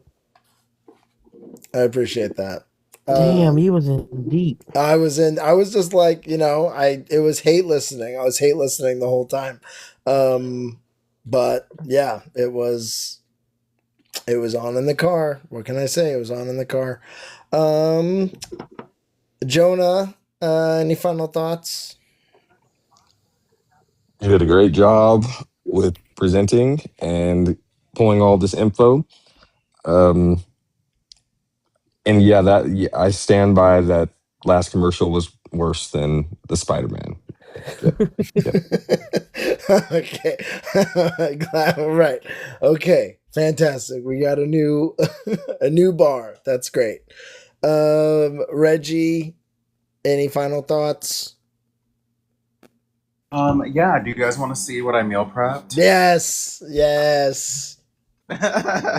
Yes. Fantastic. Okay. Ooh, is it a broccoli bake? That looks really good. That does look looks really delicious. It's really good. Is that You're on mute, Reggie? Is it tuna or chicken? Oh my god, I'm so sorry. I literally was telling you guys the whole description. So this is my this is protein pasta with Alfredo sauce that also has cottage cheese added, and my like veggie chicken situation because I'm pescatarian, guys. So it's basically chicken Alfredo with broccoli. So, and then I made egg bites for the week. Wow. Yeah, so I still have to make some more. And I Okay, have like broccoli. can I ask you a question with the egg bites? Do they just you just put them in the fridge? How are you storing those? I'm gonna freeze them more than likely. You but freeze them? Yeah. What's it like when in the reheat, or is this like a fuel? We're about to find out, Cred. This is my first time making them. Please get off my back. I'm just saying. Look, okay, never mind. We'll talk later. And then I roasted We some need veggies. updates throughout the week. Yeah.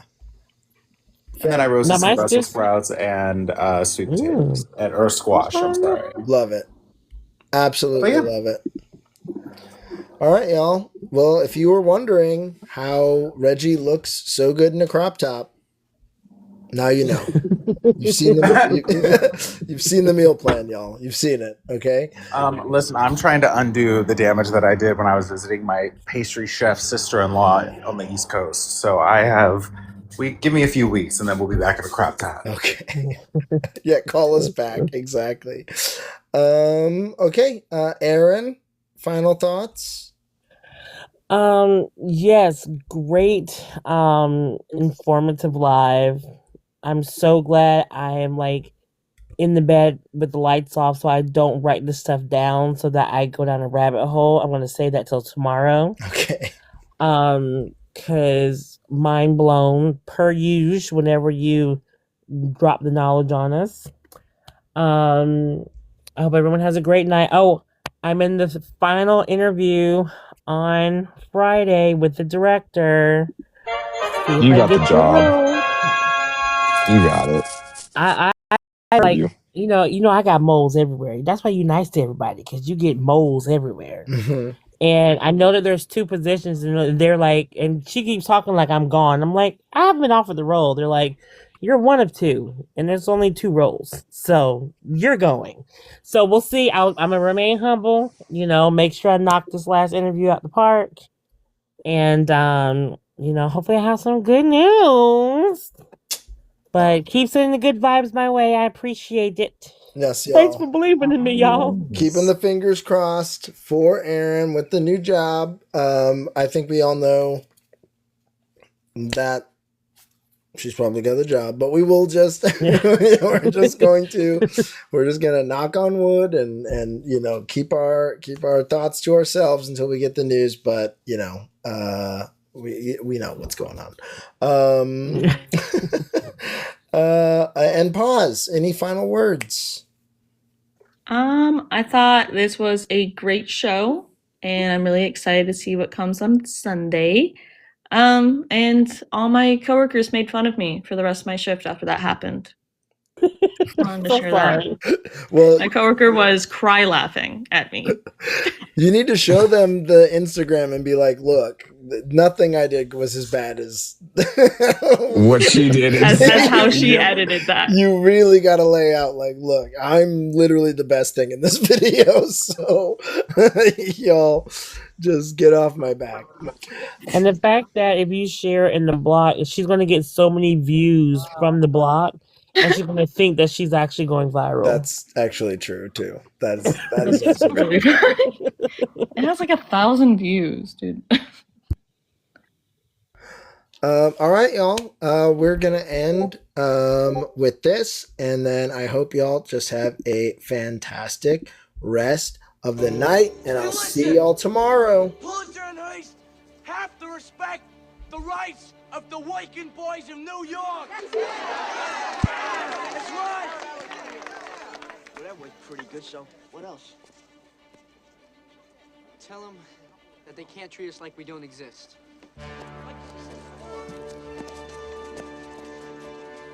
Pulitzer and Hearst, they think we're nothing. Are we nothing? No! We stick together like the trolley workers and they can't break us up. Pulitzer and Hearst, they think they got us. Do they got us? No! We're a union now, the Newsboys Union. We have to start acting like a union. Even though we ain't got hats or badges, we're a union just by saying so. And the world will know. Stop someone else from selling our pay. Well, what's up with them? Some of them don't hear so good. Well, then we'll soak them. No, we can't beat up kids in the street. It'll give us a bad name. Can't get any worse. What's it gonna take to stop the wagons? Are we ready? Yeah! No! What's it gonna take? The scabbers, can we do it? Yeah! We'll do what we gotta do until we break the will of Mighty Bill and Joe. And the world will know, and the journal too. There's the Hearst and Pulitzer, have we got news for you? Now the world will hear what we got to say. We've been hawking headlines, but we're making them today. And our ranks will grow, and we'll kick their rear.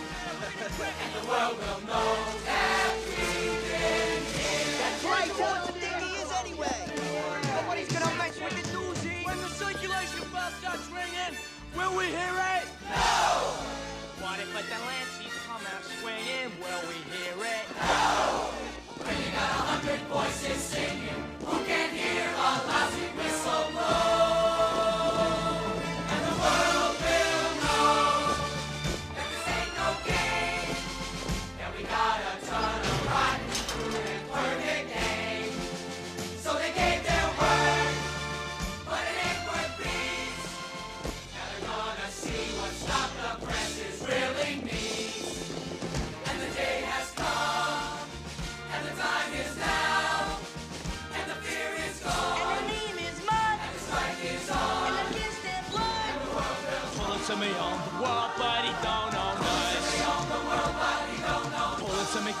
wet, but